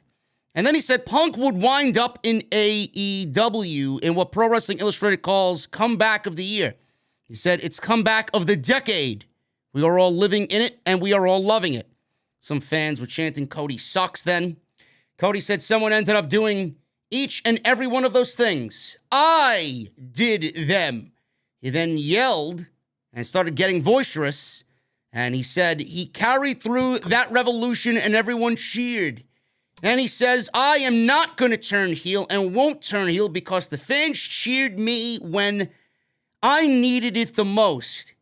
He said when he talks about there being more than one royal family, and this is news to me because I thought he was talking about the Rhodes family.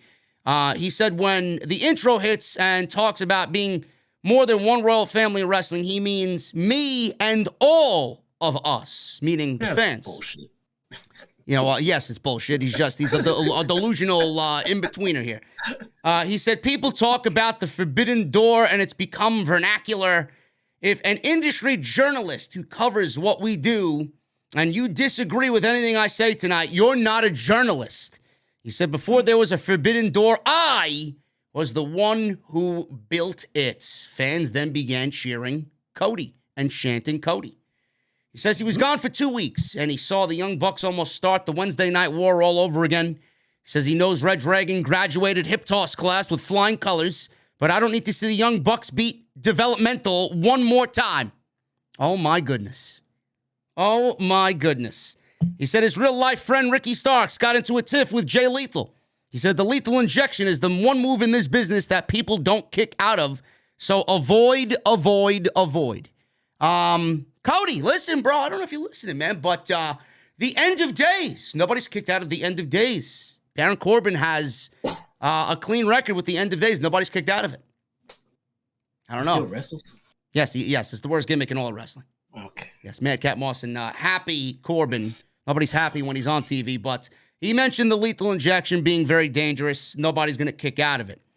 And then he brought up Malachi Black. He said everyone knows he hates to lose. Malachi's given me 3 losses. He said they're not in the business of renaming people like Gunther McGillibuddy or whatever the hell it is. But it's not just speed and strength that calls, it's also balls. If you come to AEW and you call yourself Brody, you've got balls. He said he'll find out in 8 years what a mistake that was, meaning Brody Lee Jr. will be ready to go by that time. He then talked about Darby, Miro, and Sammy Guevara, the current interim TNT champion. It's a lineage and legacy of champions, and everyone has been conditioned to believe that any title that doesn't have world in it is a secondary belt. He says they don't have secondary titles in AEW, and the only reason people say it's secondary is because they have 2. He said Tony Khan has sent a contract in the mail. Not the contract I wanted, but he said to Sammy, with this contract, I want to face Sammy Guevara next week in a match where both title belts are hung above the ring. So, Sammy, what do you say? He climbed the ladder and he held the TNT title above his belt, and that's the way the promo went off the air. A lot of insider fan verbiage here, Jesse. He mentioned the disastrous Walter name change. He poked fun at NXT again, and rightfully so. He made fun of the indie darlings there, graduating from Hip Toss Academy. And he did everything he could to break that fourth wall. Not as CM Punk did, nowhere near it. But I appreciate Cody's efforts. Like we said in the beginning, Cody Rhodes, in this moment, when he's like this and on, he's very difficult to top. He's incredible at what he does. He's a master storyteller. The most intriguing guy on all of pro wrestling television right now is Cody Rhodes. I am going with him to win. If he loses next week, I'm going to be one pissed off fan. I really am. It would make no sense. No. I want Cody to continue doing what he's doing. I want him to continue this character development wherever it goes. I'm invested. I know he doesn't take us to be complete idiots. He knows what he's doing. He's just hanging on to the fans' emotions here, and he's feeding off of it. That's all we can ask. I think he's not going to turn this thing. If there's one thing I know about Cody Rhodes, and I don't know him personally, it's not going to take Cody Rhodes 6 years to fucking turn heel like Roman Reigns did. No. So this was awesome, and I can't wait for the match next week. We're going to get a classic champion versus champion ladder match at Beach Break. Going to be awesome. That is. And before I forget this, I meant to plug this earlier, but Meltzer's reporting that Lee Johnson and Brock Anderson did not happen because of medical protocols. Now, out of the 6 men involved in that match, it is not said of which one or more than one is the reason of the medical protocol, period. If I'm to guess, I know one of them. I know Dax tweeted out in the middle of the snowstorm that hit the East Coast this past week. He was probably home and doing what he had to do. I don't think, if I'm to guess, I don't think it's any of the members of FTR. Maybe it's one of the other guys. Maybe it's Lee Johnson. Maybe it's Brock. I don't know. It could be Tully. Could be Tully, yeah. Tully and Aaron too, though. So. Yeah. I don't know. Whatever the case may be, I was actually looking forward to that match tonight. Eventually we'll get it, but medical protocol has come up, and it's going to be about a week, so we'll see what happens. Yeah, it said it's definitely going to be rescheduled, but it just couldn't happen for medical protocol. I saw people in the chat asking, and that's the reason why. All right, there you go. Salve in the chat says Cody's promo was terrible. Get the fuck out of here. It's not the fuck out of here. It wasn't terrible. What the fuck are you watching? You watch a fucking Omos promo? What the fuck were you watching on Wednesday night? Jesus fucking Christ. Look, you don't have to like everything we like. I mean, we get that part. I mean, but to say, it wasn't for you, or I'm still not sold on this, I can see that. But to say it was terrible, you don't know what you're talking about. No, not at all. Get him out of here. House of Black. Actually, before that, I don't want to skip ahead here. Jade Cargill. Jade Cargill was interviewed by Tony Schiavone. Anna Jay was there as well. We got a TBS championship match happening on Rampage. It's Anna Jay versus Jade Cargill. And Anna Jay really was cut off by Mark Sterling. And then Jade Cargill said she needs to understand who she is, meaning Anna Jay needs to understand who she is. And this is going to be that bitch show. So I don't know how good Anna Jay has been on Dark. Jesse, maybe you could elaborate a little bit. We haven't seen that. No. She hasn't been good. No. What are you talking about? She has not gotten worse. She is just as good as she has been. She has not really improved, bro. She needs more improvement. I mean, it's let me put it like this. So what you're telling me is that we're looking at a disaster on Friday. It's not going to be good. No. Okay. It is not. And we all know Jade is going to win because she doesn't. Diversity. So yeah. I'm just saying. Well, she just won the title too. I don't see her losing it to Anna Jay. No, all kidding aside, dude. This is going to be a train wreck. And I'm only saying that because neither one of these women are ring generals. Neither one of them. So someone's going to have to carry this to a good match. And I don't see either one being experienced enough to bring it to an entertaining match. That's why I'm saying that. It's going to be rough. On Friday night, folks. Live. Rampage is live on Friday. We got the Kings of the Black Throne. Sounds like a fucking black metal album title. for all my metal fans out there. Malachi Black and Brody King defeated the Varsity Blondes, Griff Garrison, and Brian Pillman Jr. What was wrong with just House of Black? I don't know. That's their tag team name in PWG, I believe. They're the tag team champions over there. Oh, okay. So this was Brody King's first match in AEW. He looked very good.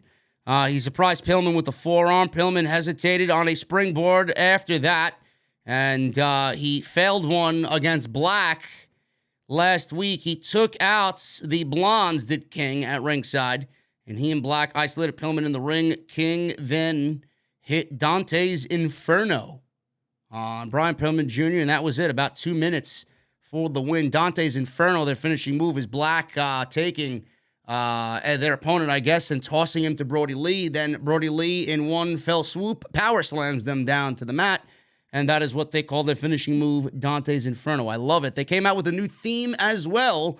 They're not coming out to Aleister Black's theme, which is great, and they're coming out to their own theme music, which separates Black, the solo, versus Brody and Black in the tag team known as the Kings of the Black Throne. Now, the one thing I hope Tony Khan is really thinking about here, Jesse, I don't want Malachi Black to be confined to a tag team only. Black is good enough on his own where he should continue to do solos.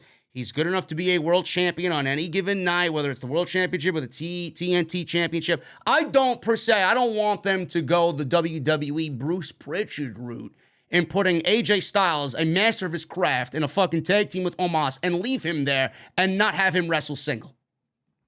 Yeah, I can see that. At the same time, if you're going to give Malachi singles matches, we need to do it for Brody King, too. Oh, absolutely. Otherwise, what's up? Absolutely. Yeah, because if not, I mean, Brody's gonna look like his henchman, his muscle, and you know, if Black is gonna stand alone, then Brody needs to as well. Totally with you there. Hopefully, Tony Khan is way ahead of that thinking. Do not confine these guys to tag team only. So after the match was over, we got another vignette that played on the big screen, and appeared on the screen was Pac. Pac is on the big screen, his eyes covered by a bandage. He held up a playing card that said justice again. He said this is the moment he expected him to bow down and call him master, but he's going to make Black a martyr. He then revealed his eyes, and then Pac, Excalibur said, is sending a message to Malachi and the House of Black. You know what, Jesse? I'm going to throw this out there, and I don't know how this is going to be perceived. Maybe Tony Khan is ahead of us and already thinking it, but I'm going to throw it out there. Malachi Black versus Pac at Revolution in a blindfold match. No. You don't want to go back in the time machine and do an old school blindfold match? No. Maybe we have a Ouija board match or a tarot card match. That sounds like some Bruce Pritchard shit right there. I'm only kidding, but the blindfold match I'm not kidding about, man. I think that could be pretty cool. No, the blindfold match is the Bruce Pritchard shit. That's no, it's stupid. not. Nobody wants to see two guys blindfolded try to find each other. And I mean, get the fuck. What are you talking about? Jake Roberts and the model Rick Martel did it. What, in the 80s? Yes. Okay, you want to give someone a snake to bring out too? Why not? Because it's old. That's why. Blindfold matches, yes. Idea. Blindfold matches do suck. I was just throwing it out there as a potential idea. Terrible idea. Or just put them on a scaffold too. Make it a Skywalker match or some shit. Why don't you? Yeah, we'll put it's a blindfold on a pole match. Yeah, there you go.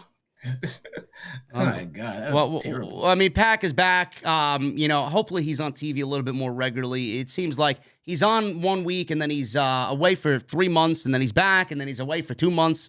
Hopefully, Pac is more consistent on television. Let's make Julia Hart the referee because she only has one eye and she can the man. Get the fuck out of here. Listen, Julia didn't really have a role tonight, man. She was just out there very quiet, very to herself.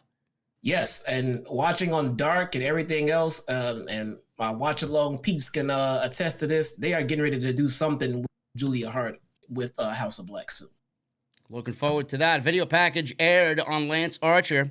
Jake Roberts cut a promo, And he says he thinks Hangman Page is probably allergic to horses like Clint Eastwood. Page asked if Cowboy Bob went home from the road and herded cattle. Jake said Archer won't wait in line anymore. Page said he'll bring him the fight. Jake said when it's time, he will bite the dust. What the hell did that mean, Jesse? Jake Roberts is going to bite the dust. I have no idea, man. Maybe we see Lance Archer and Dan Lambert 100% with Archer joining top team. I mean, it's got to be, man. It's got to be. I want to see it at this point. I want to see it. It really did look like, Jake was out there just, passing the torch, letting them know, hey, I'm still down with these guys, and now I'm a part of it. Them go out there because he came out and didn't go ringside. He just told Lambert what he does. Hey, this is what I normally do. You stand over there, do this, and then Lambert, okay, gotcha. All right, cool, thanks, Jake. And almost seemed like that's it. Jake is gonna take care of other things, maybe pop up on special occasions. I mean, it doesn't appear that Jake is willing or able to hit the road as much. Maybe I do not know this. I'm just speculating at this point. But I'm glad to see him in the hands of Dan Lambert, and he's in good care out there. Joey Clemenza in the chat said Julia Hart wore a black heart necklace on Instagram. She's totally heel flipping. I could see that happen at Revolution. Yeah, they've definitely planted all kinds of seeds for it on Dark and on Twitter as well. Man, they're playing this up. Just little seeds, but something's coming for Hart. So after this promo by Lance Archer and Jake Roberts with Dan Lambert, we got a promo by Trent Beretta and Rocky Romero. They plan to crash the Young Bucks promo that Brandon Cutler was standing to record, usually that they do every week. So they were nice to Brandon and challenged the Bucks to a match on Rampage. They said they beat the Bucks in New Japan and they will beat them here again in AEW. So it continues. The Best Friends, Roppongi Vice, or whatever you want to call them, Chaos, versus the Bucks. It continues, not only with Cole and Cassidy, but it's continuing here on Rampage with Beretta and Rocky Romero against the Bucks. So should be a decent little match there for all four of those guys. Lance Archer and Frankie Kazarian. This was the next match of the night. Was not bad. Archer looks great. Kazarian, always a great call upon to make somebody look good. This match, it went on for about 10 minutes or so. But like Jesse said, Jesse and I have differing opinions on this. I don't think it really should have went 10 minutes, considering Kazarian hasn't been on TV in quite some time. Neither is Archer because he was coming back from injury. But if you want to really establish Archer, I get you want to show that he could wrestle and that he could be ready for Page. But 10 minutes could have easily been 7 minutes, 6 minutes. It didn't need to go 10 minutes. But Archer attacked before the bell here and beat up Kazarian. Not really much to really say here. Archer just beat down on Kazarian for most of this match. Kazarian made a comeback. He countered Blackout, landed a missile dropkick. Archer came back with a choke slam and a black hole slam. And then Archer hit the Blackout for the win. After the match, Tony Schiavone is in the ring. He's getting ready to interview, and Lambert is in there as well. He asked about his new alliance with Lance Archer, and Lambert yanked the mic away, as per usual with Tony Schiavone, and said Schiavone doesn't need to know anything about this partnership. He went on to insult Hangman, and Archer said, listen, I'm taking the microphone now. I've heard enough about this and this nonsense, this bullshit. He went after Kaz. He was setting up a chokeslam on a steel chair on the stage, and out comes the AEW World Champion, Adam Hangman Page. Fans were chanting cowboy shit. They were standing face-to-face, nose-to-nose. Archer is much larger than Adam Page, dwarfing over him. Hangman slapped Archer. Fans went crazy. They brawled. Archer picked up a chair. Hangman hit him with a cowboy boot. He took his boot off and hit him with his cowboy boot. He went for the buckshot, but Archer blocked it. Hangman did a clothesline over the top rope regardless and knocked Archer to the floor. And that was pretty much it. I liked the little back and forth here between Archer and Page. Like I said last week, I hope they have a decent enough story to get me invested. It's not going to be the major world championship main event of Revolution. I hope that it's interesting enough to really just get Page through Revolution on into Double or Nothing, where I believe he should go wrestle MJF and we get a Thunder Rosa Britt Baker main event, if that's not going to main event Revolution. But I like what I saw here between these two guys. Jesse, what'd you think? Yeah, no, it was good. It was by the book, you know. How I would have done it. I mean, you want to build some intrigue. You want to show that Archer is he's motivated, you know, he's hungry, he's pissed off, he's on a tear, and Hangman's got his work ahead of him. Can he pull it off? You know, he's gonna get beat down probably once or twice on the road leading up. And he's gonna pull it off, he's gonna win. Archer's gonna look like a badass because he is. And here's my only hope. I just hope that they keep Archer as strong as his build going forward after the match. I don't want to see him sink down to dark after he loses to Hangman.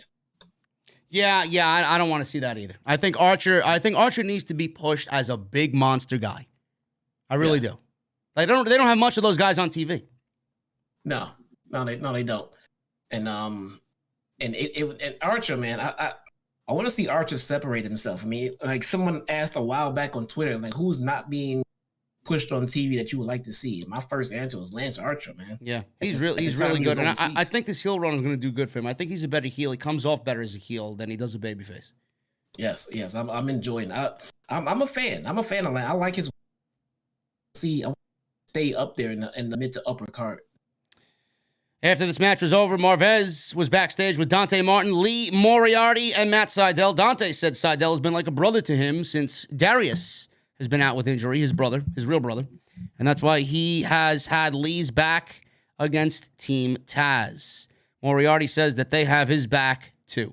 Then we got Ricky Starks and Powerhouse Hobbs promo. They were backstage. Stark asked, how many friends or how many brothers do you have, Dante?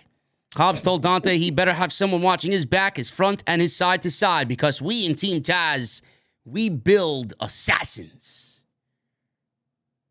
Hook is lead assassin, apparently. Yeah, I think Hook should make his Dynamite debut on a run-in on Dynamite. Something. He needs to be instead of like a scheduled promoted match. You know, just have something with Team Taz involved, and then have Hook come in and save the fucking day for that big fucking pop. And listen, man, we're getting Hook versus Serpentico on Friday. Rampage. There you go. And I think this is Hook's first live TV match. Yeah. It's gonna be awesome. Live you know what I realized? There's no mention, Jesse, anywhere of Lio Rush. Nah. He may be done already. Maybe Leo decided to stay home until he got his apology. All right. Maybe. Yeah. Maybe. Good on him. He kind of fucked himself over. No. He's standing his ground. Guys, take note. When you want an apology from your boss, demand it socially on the internet. That's how you do it. So you mean to tell me that Tony Khan and Lio Rush did not speak? What you telling me? They probably spoke. Yeah, they probably spoke, but it wasn't the speaking that we're thinking right now. Yeah, it wasn't before he sent that ridiculous fucking. Don't send that.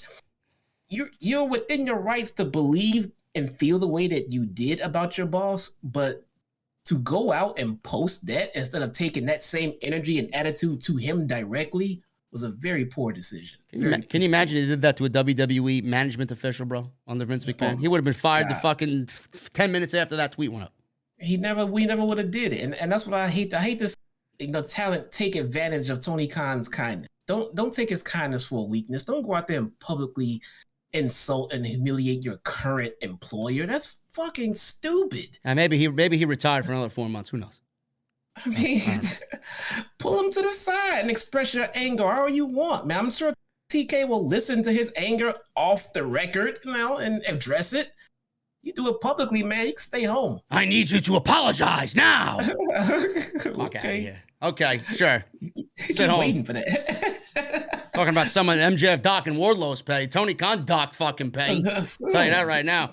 Statlander, Red Velvet, Layla Hirsch. Layla Hirsch complained and interrupted this promo that Statlander wasn't focused on their match on Friday and cost them thousands of dollars. Velvet stepped in and said mistakes happened. Hirsch told her to shut up and then absolutely blasted Red Velvet in the back with a big elbow. Statlander also attacked Hirsch, put her in an armbar. Looks like legit Layla Hirsch. Jesse is now legit heel. Not buying it. Not buying. I'm not buying it either.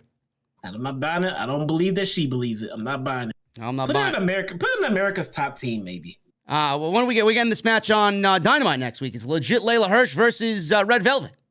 Yeah, Red Velvet should walk all over, but Hirsch is the new heel, so she win it. Listen, man, I don't think this match is diverse enough. Oh my god, dude, it's not. This is TK. Listen, we got a problem here. It's not diverse. I'm sorry, bro. I'm just not feeling. I don't believe that Layla Hirsch what she's saying. I'm just not believing it. It's not diverse, bro. I'm sorry. You know what is diverse? Serena Deeb and this crowd reaction, man. Wow. Yes. Serena Deeb is fucking over, man. Sky Blue taken care of.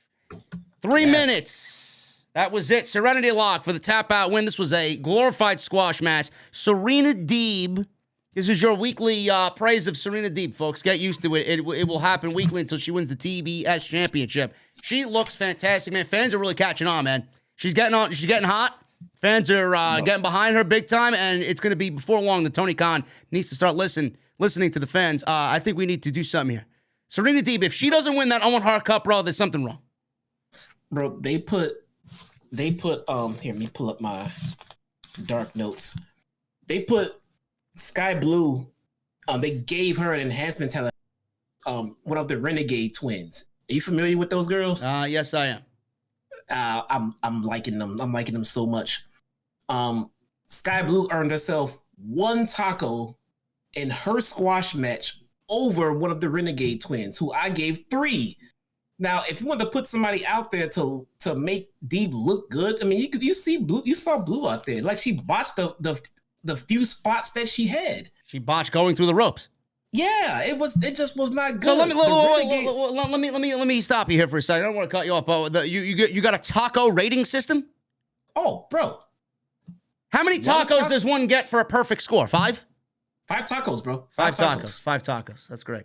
And we're giving legit, honest ratings, whether you are a jobber or put it like this: we're not rating the talent that's being enhanced. I don't need to go like Adam Cole had a match with a jobber. Adam Cole does not need fucking tacos. Yo, listen, is there sour cream on these tacos? What I want to know. I'm curious about these tacos. No, there's not. So we're gonna rate the jobbers because that's what we do. We scout the fucking talent. And as we were sitting there scouting Sky Blue, bro, she couldn't even go out there and look good in her own enhancement match.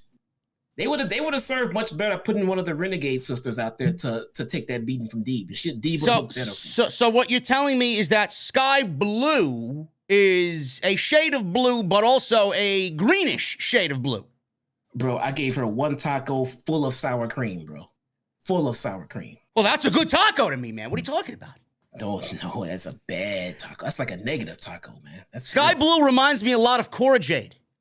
Hat backwards. I don't know. Did she have a nose piercing or a lip ring or something? I don't know, man. Listen, everybody's like, "Oh my God, Sky Blue is thick or Sky Blue's hot." I don't know.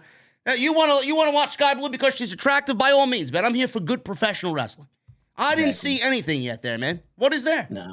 No, there's nothing there, man. And she's trying. What is her gimmick? Who is she? I don't know. Is her favorite color blue? Does she own a blue car? I don't know. Is her bathroom in her home blue? Like what's with the blue? She's green. Sky Green is what we should be calling her.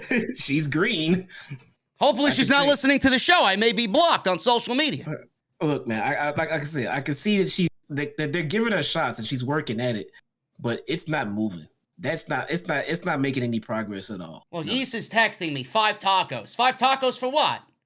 Who get 5 tacos? Who got 5 tacos? East is giving Sky Blue 5 tacos, man. Oh, bullshit. No. I barely gave her the 1. I didn't want to. I don't know, man. Maybe I didn't want to give her the 1. I can't wait to see how many fucking tacos Thunder Rosa gives you. No, but the Renegade twins. You're gonna get a taco that's already fucking half eaten. Half a taco. I want to make that note on a side note. The Renegade twins are good. Watch for them coming up, man.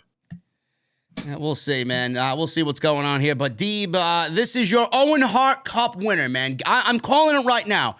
I want a Serena Deeb versus Toni Storm final for the Owen Hart Cup. That's what I want. Deeb needs her flowers, dude. She needs to be recognized because she is killing out there. Cesar Tavara. JD follows her, and it ain't for her wrestling ability. Stop the crap, JD. LOL. Listen, Caesar, I don't appreciate you coming into my fucking venue exposing me, bro. Okay, listen, I'll give you a fucking taco. Okay. Listen, I want Toni Storm advancing in the tournament over Ember Moon, and I want Toni Storm versus Serena Deeb in the final of this Owen Hart Cup. Yeah. I hope you're listening, TK. Okay? I accept nothing less than that. Okay? Now, we love you. Never mind. Dante Martin is coming for me now. Don't tell me Dante Martin is dating Sky Blue. Is that true? Yes, it is. It is? I didn't know that. Yeah. Great. Now you got Lee Johnson and Dante Martin after you, bro, and Thunder Rosa. Listen, man, just like how I'm plastered in Bruce Pritchard's office, public enemy number one, wanted, man, wanted dead or alive. You may be the most wanted man in the entire community in the AEW locker room. Jesus, dude. That means I got to put everybody's girlfriend over? What the? Listen, man, you're turning on Julia Hart, man. You're finding Julia Hart to be more alluring every week. I'm finding this storyline she's in very, very, very captivating. Let's see. Look, I can't put everybody's girlfriend. What's next? Britt Baker's good now, too, because she has a boyfriend in the company? What is this shit? Well, I mean, they don't count. I mean, that they've been together for which is well-known knowledge for about, how long? A couple of years now. Yeah, and so is Orange and Statlander a thing? They kind of danced around that tonight. Are they a thing? I don't think so. Who cares? No? I care. I want to know. For what? My the job fuck you care? Why do you care? Why are you meddling in people's relationships and their business? Look, let me tell you, if I have to sit there and watch watch Sammy Sammy and Tay Conti, if I gotta watch Sammy and Tay Conti play Snuggle Buddy all fucking day on Twitter.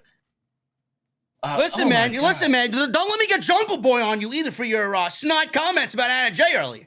Oh yeah, he's coming for me too. God damn it! I heard you make fun of his hair as well. Is that true? No. You said AJ Styles has better hair than Jungle Boy, man. I heard you. That's you with you love rating guys' hair, man. I don't know. Listen, man. Go ask Issa. AJ Styles' hair is heavenly, man. What are you talking about?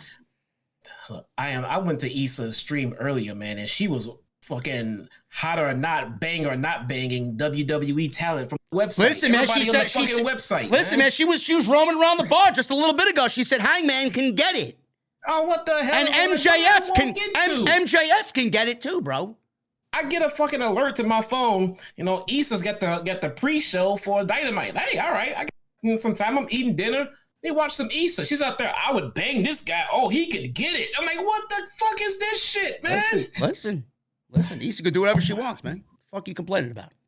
Oh boy. Anyway, let's roll through this. We got Ethan Page with Deeb winning against Skye Green in 3 minutes. Lambert, Ethan Page, and Scorpio Sky cut a promo backstage. Ethan called out Moxley and says he's up for the task. While you've been gone, I've been racking up victories. He told him not to take him lightly, and he called himself Tony's franchise player. I don't know about all that, but Ethan Page is quite good. And yeah. I think that'd be a great match for Moxley's return to AEW. Yes, Cody's dating Brandy. Yes, we know this in the chat. What are you guys, fucking mental? Cody's dating Brandy? No, he's not. Don't let me get Cody on you, bro. He's not. He's married to her. He's not dating her. Whatever. Who said that in the chat? You guys are fucking crazy, man. All right, so we got Ethan Page versus Moxley coming up. We got Shivani backstage with Matt. This was the worst part of the night. I can't wait for this shit to be over. Shivani was backstage with Matt Hardy and Andrade. Oh, El Idolo. Jesus. Hardy announced that he's decided to sell 51% of the HFO to Andrade.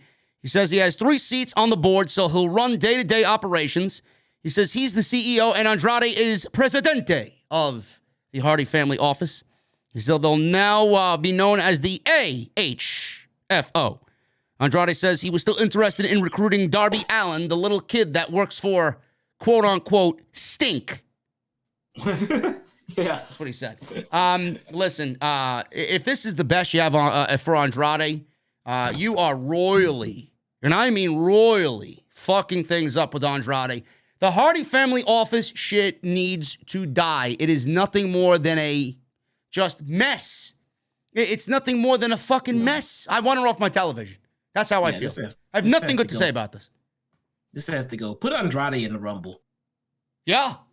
You want to do this? Has to go. I mean, they clearly had no solid direction for Andrade, which I get. You know, I'm sure plans changed, things came up, but if this is the best you got for him, man, start over. This is not working. And what are you doing with? Like, this guy's a fucking world-class professional wrestler, one of the best in the world, and this is what you got him doing? Like, I can't wait for fucking Jeff Hardy to get here. Yeah, I can. I mean, like I said, I'm done with the Hardy Boys, man. I'm just done with the Hardy Boys. Bro, well, I mean, if I got fucking 5 tacos with sour cream on them, and I ask you to eat them and down them in 5 minutes, and I ask you eat these tacos, or you have to watch Matt and Jeff, what are you gonna do? You're gonna watch Matt and Jeff? I'm gonna watch Matt and Jeff. Yes. Sour cream on tacos is stupid. So Matt and Jeff is better than whatever the Hardy family office is doing. Come on now. I kind of want to see it all go away. And we've seen it all. What are the Hardys gonna come back and do? Give us some swantons and give us some poetry and motion. Bro, we've seen all of this shit how many times? Bro, the comebacks, how many times? You better watch yourself, man. You may get deleted. I mean, come on. Vanguard 1 may come and fucking delete you, bro. Stop it. Just do something different. I'm going to throw this fucking guy. I'm going to throw this guy into the lake of reincarnation, man. If you don't shut the fuck, you shut your mouth. Seriously. Bro, serious. I can't be the only one. Do something different. This HFO shit is not working, and another Hardy Boys return is just, come on, man. Yeah, can you imagine if we threw Jesse in the lake of reincarnation? What would he come back as? Heel. He'd come back. He'd come back as a WWE fan. Yeah. Oh God, dude, no. I mean, am I the only one? Maybe I'm the only one here. He'd come back as Omos's biggest fan. Look, maybe I don't get it. You know, usually I'm ahead of the curve with shit like this. You know, but maybe I'm the only one here. I'm just getting tired of everything Hardy Boys. Listen, man, I'm tired of the Hardy family office. Get it off my television. I don't want to see the Hardy Boys again until Matt Hardy's kids come through the system. That's not going to be for a little bit, bro. Yeah. What's his name? Wolfgang and Maxwell. Yeah, man. Those guys are probably going to be phenomenal. Yeah, well, listen. Can't wait. You have to wait a little bit. Darby Allin and Sting in the main event defeated the Acclaimed. This was pretty decent as a main event here. This was Stink's first match on TBS since the 90s, since the WCW days. So Darby Allin got taken out here as the Acclaimed attacked Sting during his entrance. They wrapped a chair around Darby's neck, threw him into the ring post. The officials called for the doctors, and Darby was taken away from the match. Sting was basically in a handicap match until Darby Allin came out of nowhere, and Darby reappeared and dove onto Max Caster. I don't know if he got hurt, Jesse. You mentioned to me that Caster fucked up his arm. What happened? It looked like his arm took a bad angle when Darby came down on it, and right away he got up holding his arm. I'm hoping it was just a little bump or a stinger, but it looked like he was quick to grab that arm, and the angle looked pretty bad. So Darby landed on Max Caster with his diving tackle. Darby got the hot tag. He actually had the wherewithal to tag Sting into Sting tagged him into the match, and he came into the match. He landed a big coffin drop on both of the Acclaimed outside to the floor. He then hit a code red for a near fall. Darby locked Caster in a hanging guillotine after the code red. Caster reached Bowens for the tag. Mic drop by Caster off the top rope, which is his version of his flying elbow drop. Sting broke up that pin attempt. Caster recovered a table at ringside, and Sting was walking up the aisleway, and he walked all the way over to a little area by the commentary team, and he dove off the stage through Caster and this table. Big splash. It's amazing how WWE doesn't want to hire anybody over the age of 30 and thinks 30 years old is old, and Sting is 60 and doing diving planches through fucking tables on the outside, off of stages on Dynamite. It's crazy. After this, Darby hit a stunner and a coffin drop on, I believe it was Bowens, or was it Caster? I don't know. They won the match, and that was pretty much it. and Darby and Sting win. Really fun main event. Sent the crowd home happy. Nothing more, nothing less. Excellent episode of Dynamite tonight. Really flowed well. Got a lot accomplished. And we're looking forward to Beach Break next week, where we may see the debut of Johnny Elite Wrestling. Should be good. Should be good. Anyway, guys, we're about to go through the Super Chats in just a little bit. First, thank you. 2,200 people in the chat. I appreciate you for making Off the Script #1 today in the community tonight for the AEW Dynamite review. There's a reason why many of the AEW roster tune in. Loving it, loving it, loving it. Make sure you guys hit that thumbs up. Hit that subscribe button down below. Turn on the bell for notifications. Get your Super Chats in. We got 964 likes, man. I need 1,000 minimum. 1,000 minimum, or I believe you guys want Omos as the WWE champion at WrestleMania. And nobody wants that. Come on. I'm going to need you to just quickly, just in your fastest pace, say Eva Marie's a great wrestler. Sour cream on tacos and Thunder Rose is going to pile drive you. Never mind. No, she shall not be named. Red hair, witch, creature, whatever you want to call her. Make sure you guys go check out all the other videos that you might have missed on the channel. And make sure you guys hit up my boy Zach's GoFundMe page, man. Continue to support. Jesse, what are we at with Zach's GoFundMe page? Bro, we are close. We are close to $4,000. That is crazy, man. That is crazy. We started under 1,000. Look at that. That's amazing, bro. We are close to 4,000. Zach, I wish the best for you and your family, bro. Hang in there. Let's start at the top with these Super Chats, man. Let's see if I can get my YouTube studio to work. Here we go. Joseph Taylor with a $5 Super Chat. Do you guys see Johnny Gargano debuting next week? And do you see Finn Balor going to AEW within the next year? Johnny, yes. Finn, undetermined, man. I don't know what's going on with Finn. Apparently, Vince McMahon is giving up on Mr. Balor, which is not surprising. I don't think they'll let Balor go. No. Chemo, the therapist, with a $2 Super Chat. Serena Deeb, top 5 wrestler in AEW, male or female? I might have to agree with you there, man. I agree with her, and look, this is not a. I agree she's top 5 female. I mean, top 3 female, but only because AEW is full of phenomenal wrestlers. I wouldn't put her in, top 5 in the company. Heidi Hoffman with a $4.99 Super Chat. I missed NXT last night, so I'm posting this late, but what the fuck? Vince and Bruce are pushing Omos and burying Walter ass backwards. Bro, what do you think of the name Gunther? I think they did it, and maybe I'm giving them just, too much credit to not bury Walter, but I think they did it because they have plans to put him in big spots and push him a little bit, and they don't want him to do it under his Walter name. They want him to do it under their name. So I think they're gonna push him. I think they're gonna give him some big spots, maybe even some WrestleMania spots. And when it's all said and done, it will be done under Vince's name and not Walter's indie. That's what I think they did. Yeah, because Gunther is a lot more intimidating than Walter, right? They couldn't rename him under a different spelling of Walter or the way it usually is pronounced, Volter. It could. I mean, the choice is obviously stupid for obvious reasons, but I think I know why they did the change. I don't agree with it. They shouldn't have done it. But I think that's why they did it, because they do plan on putting them in some high profile stuff and they want to be able to own the gimmick. That's all. Tony Walter, and that's another thing. Walter probably they probably wanted his name. Yeah. Well, that's his real name. That's his birth name. I don't care. They want his name. It's fucking stupid. They take their talent's name. I think it was Keith Lee. I think it was who was it? Chelsea Green. Yep. They tried taking her name. They want to take your name. Yeah, they wanted Scarlett's name too. They wanted Scarlett Bordeaux.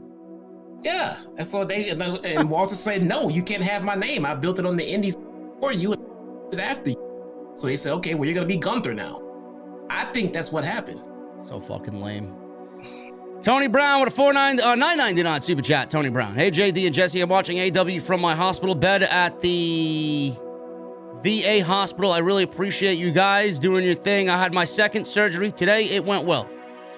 Thoughts and prayers to you, Tony Brown, man. I'm glad everything is going well, man. Hopefully you get home soon. All right, let's jump to this bomb. Angel with a $100 super chat. Unbelievable, Angel. AEW in 3 years is better than WWE. Without Roman Reigns, who is the #1 act in wrestling?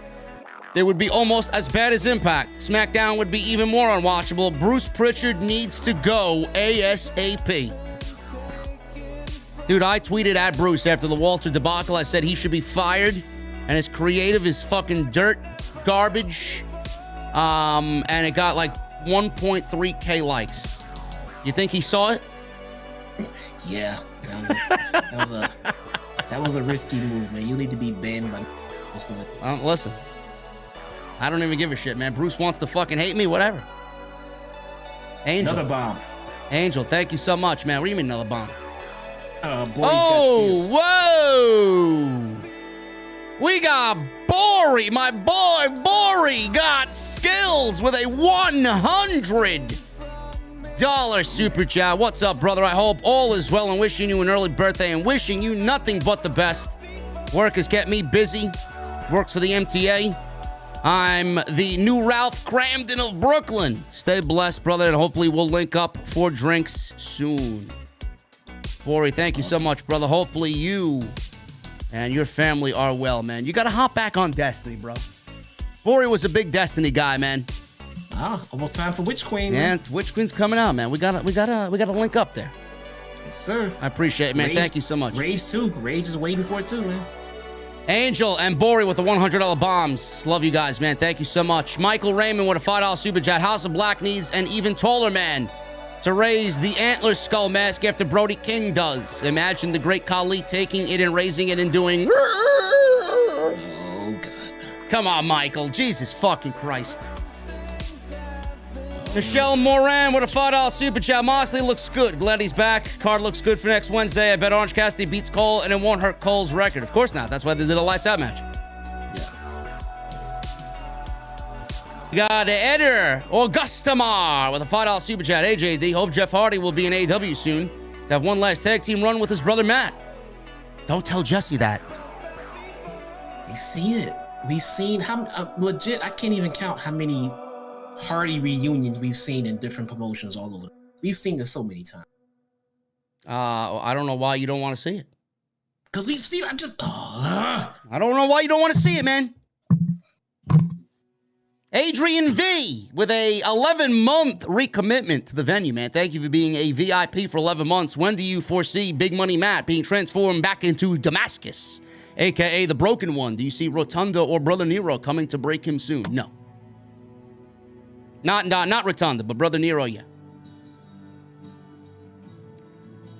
ECW Hardcore 07 with a $10 super chat. Thought the first hour of Dynamite was fire. Second hour fell off a cliff. Sting is crazy. What do you mean fell off a cliff? What are you talking about? Andrade should not be hanging out with the HFO geeks. Keep up the good work. JD OTS for life. Thank you, ECW.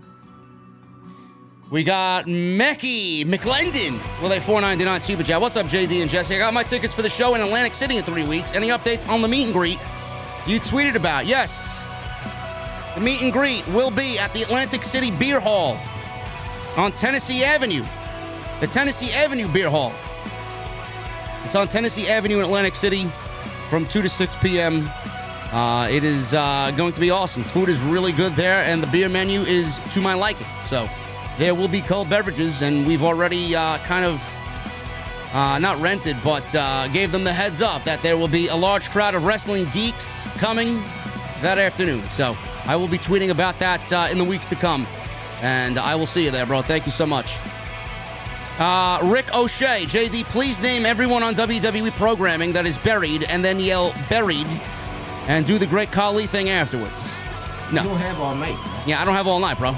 We'll be here till about, what time is it? 12:28 Eastern? I'll be here till about 4 o'clock in the morning. I got kids to get up in the morning for school, man. Rick O'Shea, thank you, bro. Hugh G-Rection with a $4.99 super chat. JD, my man, with all this talent, do you think another title should be created for singles competition? They need more female signees, not men, in my opinion. Yes, I do agree with that, Mr. Hugh G-Rection. More females for sure. But no more singles titles, bro. I think we've reached our limit. Lord Quas with a $5 super chat. since JD has the OTS venue, is Jesse running the OTS taco stand? Salute to my guys, OTS all day. Maybe I should get a fucking taco stand outside, bro. My tacos are far superior than a taco stand somewhere, bro. Listen, man, don't let me get another fucking design made, bro. I'll get a fucking taco stand on the outside. What the fuck? You need to worry about one thing. You need to know who the greatest wrestler of all time. Who the greatest wrestler of all time is? Yes. Who's that? Here's a hint. It rhymes with Eva Marie. Oh, I thought you were gonna say something smart like Bret the Hitman Hart. No, man. Come on. Just say it once, bro. Come on. MGM Ballin with a $4.99 super chat. What do you guys want Danielson to do next? Do you want him to stay heelish or go back to being face? I'm personally fine with either. MGM, we talked about this earlier. I think Bryan being a heel and feuding with Moxley at the next pay-per-view is the way to go. Yeah. Michael Raymond with a $2 super chat. Meta query. Can we get Jesse shotgun on Wednesdays? No. No, Jesse's in the trunk. He's not sitting shotgun. Oh, come on. JP 5150 with a re-up for 17 months. Thank you for the commitment, JP, to the VIP room. Really good show tonight. We honestly needed this after the Walter crisis last. Now, my usual is always a shot of Casa Dragones over ice. Love it. Thank you, JP. Ricochet. But, I'm sorry? Fun fact, today is R-Truth's birthday. How old is he now, 50? I do not know, to be honest. I'm not going to speak. But you know he's a 53-time 24/7 champion? No, I did not know that. Yeah. But want to know how I know it's R-Truth's birthday? Because Ryan shit-faced Satin tweeted it out about fucking 16 times today. No, I don't follow him. Okay, good. Because MJF tweeted out, "Happy birthday, R-Truth." Wow, he was nice to somebody? Yeah. On Twitter? He sent happy birthday to R-Truth on Wardlow's birthday. Huh? Wow. That's a fucking great. Oh my goodness, man. Wow. Yeah, and then he docked Wardlow's pay as a happy birthday gift. And then he docked his pay. This fucking guy, man. What an asshole, dude. Jesus fucking Christ. Can you get any more asshole-ish than that? I don't know, man. Oh, that's awesome. Fucking guy. Ricochet with a $1.99 super chat. Can you share Titus's recipe for French onion soup? Who the fuck eats French onion soup, man? You fucking kidding me? No. Thank you, Ricochet. Tweeted that on Wardlow's fucking birthday, bro. Will Collier with a 99-cent super chat. He leaves me an angry face emoji. Bro, put it in Issa's tip jar. I don't want it. For the love of wrestling with a 12-month re-up. Thank you for the commitment, brother. I'm proud to be a dedicated OTS member. Keep up the great work. Thank you, man. We got a $9.99 super chat from Jesus. Andrade needs better booking. I trust the process, but it's been over 6 months and El Idolo still hasn't gotten to that level we know he can achieve. Hoping it happens before the summer. Well, you know what the problem is, man? He's missing his boo. He's missing the android. Yeah, they back together, man. Yeah. Ready to do it. Darnell Stewart with a $5 super chat. I live in D.C. and from Cleveland, considering visiting Mom Wednesday and slotting into the venue. Shall I? You may miss Johnny Wrestling, bro. I say yes. Zach JD with a $4.99 super chat. What's up, JD and Jesse? I feel like the only person that would make a forbidden door between WWE and AEW possible is Triple H. But one could dream. Yeah. Triple H has no pull in that company. The guy has been castrated, man. He's got no balls left. Deballed. P-Mac with a $5 super chat. It won't happen, but I wish Mercedes, a.k.a. Sasha Banks, would say, fuck WWE and quit the way she puts over other females. I think she can make Jade look good. If there's one woman with a contract coming up, man, I think Sasha would entertain AEW. And shout out to, or thoughts and prayers rather, to both Mikaze and Mercedes. Her father passed away this week. No, really? Yeah. Oh, man, that's terrible, man. Yeah, I don't know if she had a good relationship with her father, but it's her father nonetheless, so Yeah, it's terrible. I'm sorry to hear that. But yeah. on the note of Sasha leaving, I don't know, man. Sasha seems to get her fucking way in WWE. I mean, you notice that she does what she wants. She should. Yeah. So I mean, she has a good gig there. I understand everybody's treated like shit, but Vince does not fuck with Sasha. Sting 29 with a $5 super chat. AEW is not perfect, but they are more consistent, while WWE could not get the devil over as a heel if they were booking him. Tacos with sour cream are great. Oh God, ban this person. Who is this? Sting 29J. Ban. How do I ban him? Where are you at? Christian Shea with a $4.99 super chat. AEW is way better than stupid WWE. Indeed, Christian. Thank you, brother. ECW Hardcore with a $5 super chat. Put Jake Roberts with Brian Cage and have them feud with Archer. And Lambert gives both of them something to do after the Page feud. I think Jake Roberts is going to be pulled from television, man. I think he's a high-risk COVID case. I think he's going to be off the grid for me. Yeah. Danny Boy with a 249 in, I don't know what this is. I don't know what currency this is. Pesos. I don't know what this is. With the lights out match, free-for-all, Gargano may come. And that's the purpose, because the Elite currently outnumbers the Best Friends without Romero. I agree, Danny Boy. Thank you for your 249 in your currency, man. I appreciate you.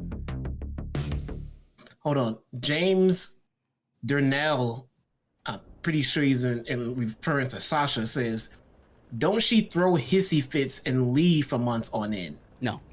Bro, if you were booked by WWE Creative, you would throw a hissy fit too. If Sasha leaves for anywhere, it's going to be Hollywood. That woman has Hollywood written all over her. Yeah. Danny Boy, thank you, man. MGM Ballin with a $9.99 super chat. Never mind, you just said your answer to my question as I typed this, but I want to emphasize how great this community is coming together to support Zach. OTS is truly a family. Thank you, JD and Jesse. That's what we do here, MGM. Thank you, bro. Darnell Stewart with a $5 super chat. Jesse, Hangman asked for a challenger. Archer beat his ass, and the champ wanted the match. That's how Archer got the match. Champ wants, champ gets. Did he? I guess so, yeah. He did ask for a challenger. Yeah, but, I mean, we have a contenders list, so why is Archer getting it? Yeah, a contenders list that was reset at the beginning of the year. Yeah, post-reset. Yeah. No Archer anywhere on it. We have contenders lined up for you. Why does Archer get his shot now? I just wanted to be explained as to why this guy's jumping the list. Bradley Robinette with a $1.99 super chat. AEW kicked ass tonight. I loved being there. I told you, Bradley. AEW puts on a great show, man. Great being there live. You were there for Moxley's return, man. That's yeah. It's monumental. Ryof Wildfire with a $4.99 super chat. Before Cody came out, he flipped a coin. If heads, he will be face. If tails, a heel. The coin landed standing up, and Cody said, two-faced Rhodes it is. Did he really do that? No. I wouldn't be surprised. It's Cody Rhodes. That'd be pretty fucking talented if the coin landed fucking side up. Oh, God. It's almost physically impossible. I know. Angel Davila with a $5 super chat. Have you guys read Moxley's book, and what are your thoughts of it? Angel, I don't know how to read, so I don't have the book, no. I will be checking out Moxley's book. I am waiting for the audio book version, which he wants to record himself. Yep. It was supposed to have been done by now, but unfortunately he had some things to take care of for the last few months. So I'm hoping now that he is done taking care of those things that he will get on track and go ahead and record the audio book, and I will be getting it. Yeah, and you guys can actually get that when it is available on audibletrial.com/script. Cheap plug. There you go. Rich Gambill with a $4.99 super chat. Tonight was a good night to watch some wrestling. It was definitely a breath of fresh air after Pritchard spit on every WWE fan with that name change of Walter. It usually is, bro. Fuck Bruce Pritchard. Smelly Wrestling Geek becomes a member for 4 months. Thank you for the commitment, brother, to the VIP room. Did you ever notice how similar main roster Karrion Kross was to TNA's Relic? Also, the irony in Relic spelled backwards is killer. Smelly Wrestling Geek, you're asking me to watch TNA/Impact. Not going to happen, bro. Not going to happen. But Cross will be fine. Pariah James becomes a new member. Thank you, man. What are you drinking tonight? Round is on me. Prodigy RKO, $10 super chat. Much love, JD. Have you docked Jesse's pay for the Gunther love and praise? I pray we get Rosa on him ASAP. I didn't dock his pay yet, Prodigy. But yes, Jesse told me last night during the chaos that he says he approves the name Gunther for Walter. I even changed my Twitter handle for it. There you go. See? He's all aboard, man. Maybe Jesse will once man a U-boat submarine. I don't know. There you go. Christian Shea with a $9.99 super chat. I wish I could meet Jon Moxley and Britt Baker. You better watch out, man. Renee and Adam Cole Bebe may be coming for you then. Oh, yeah. Demeter JD, I want to kiss you. Sorry, bullying with an Australian $2.99 super chat. Jesse, my boy, who's the GOAT? MJ or LeBron? I got MJ. Ooh. Yeah. It's debatable, man, but I'll do this. MJ because LeBron's story is not done yet. So There you go. right now, MJ. Bori, thank you once again for the $100 super chat, brother. Hopefully we can link up soon. Demeter JD, I want to kiss you. Sorry, bullying with an Australian $2.99 super chat. JD, if Johnny Depp called you out in boxing, would you take it? No. That is the most random question. I don't know. These people are mental, bro. Hollywood Guy. Thank you for the $10 in super chat, bro. If Wardlow goes to WWE, do you guys think he will be booked like Ryback or like Batista? And did you guys catch Shivani's reaction when Britt went through the table? I did not catch his reaction. And Wardlow's not going to WWE anytime soon, bro. Anytime soon. Scorpio 1117 with a $2 super chat. When is Sasha Banks coming to AEW? Probably never, man. Let's worry about building AEW's women's division with who is available right now, and Sasha is not available. Christian Shea with a $9.99 super chat. Can anyone beat Britt Baker? Yes, Thunder Rosa. Thunder Rosa will be she'll be the next one to be women's champion. Indeed. MGM Ballin with a $4.99 super chat. Hard shell or soft shell tacos? I'm going to go soft, MGM. Corn. Flour. Oh. Flour only. My God. Flour only. Flour with sour cream, right? Yeah. Yeah. Oh my God, Yeah. dude. What the? I'm not opposed to corn, but I prefer flour. Do you fucking mind? Yes. Why? Call it something else. Just don't call it a taco. Bro, if it's rolled the way a taco's rolled, it's a taco. No. Fucked it all up. Ricardo Linnell with a $9.99 super chat. Been broke, but I always listen. Here's a $10 spot for the tip jar. Thunder Rosa's tacos are greater than Jesse's tacos. Hashtag OTS for life. Ricardo, thank you so much, brother. Thunder Rosa don't even make tacos. Oh, she does, believe me. Everybody else's tacos. She makes tacos, bro. Don't fucking... I'll add that to the list of offenses, okay? I'll tell her that you said she doesn't make tacos. Hey, I saw she ate tacos today with Alex Abrahantes. She didn't make shit. Hey, she makes them. I'm sure she's a great cook in the kitchen, too. You doubting her cooking ability? We don't know. How do you know? Let's ask her husband. Ma'am, he would know, but how do you know? Taking a logical guess. She looks like a woman that knows her way around the kitchen, man. No. Just have a feeling. She looks Mexican, so you assume she can make tacos. That's racist. Listen, man, I'm not being diverse enough. I'm sorry. See? I'm sorry. See? I apologize to the chat. See? MGM Ballin, thank you. Ricardo, thank you, man. Hibiscus with a $4.99 super chat. Damn, that Moxie promo was awesome. Also, Jesse, sour cream does go on tacos. Shakoy with fucking 2.0 fans from. Shakoy with a $2 super chat. Sean Spears says happy birthday to Dolly Parton. It's her birthday too. Oh, is it? Is she still around? Yeah, man. We got Frank San with a $5 Canadian super chat. What's up, JD and Jesse? The cameraman during the Sky Blue match needs a raise. Yeah. He was all up in that shit. Oh my goodness, man. He got the Sky bird's eye view, I'll tell you that. He was all about Skye's blue. Jesus fucking Christ, man. Frank said, I'm glad you called that out, man. Shakoi with $2 super chats. What's your guys' thoughts on MLW suing WWE? And check Darby's Twitter, him and Sting surprise fans. Divott's about to retire. Yeah, Divott's about to. He wants to retire. Vince won't let him. And MLW suing WWE. They better be very careful, man. They may not be an MLW anymore after they get finished with WWE. Yeah, no shit. What's happening on Darby's Twitter? What are you talking about? He jumped out of the car. Him and Sting were in the car. There was traffic. Sting and Darby jumped out of the car and ran up to the car in front of them, who had a Virginia plate that said AEW on the plate. So they jumped out of the car, ran up to the window, and started screaming, AEW. And the dudes looked over like, what the fuck? And like, oh shit, it's Darby and Sting. And like, yeah! That's fucking awesome, bro. That's pretty cool, man. Christian Shea with a $4.99 super chat. Adam Cole doesn't scare me.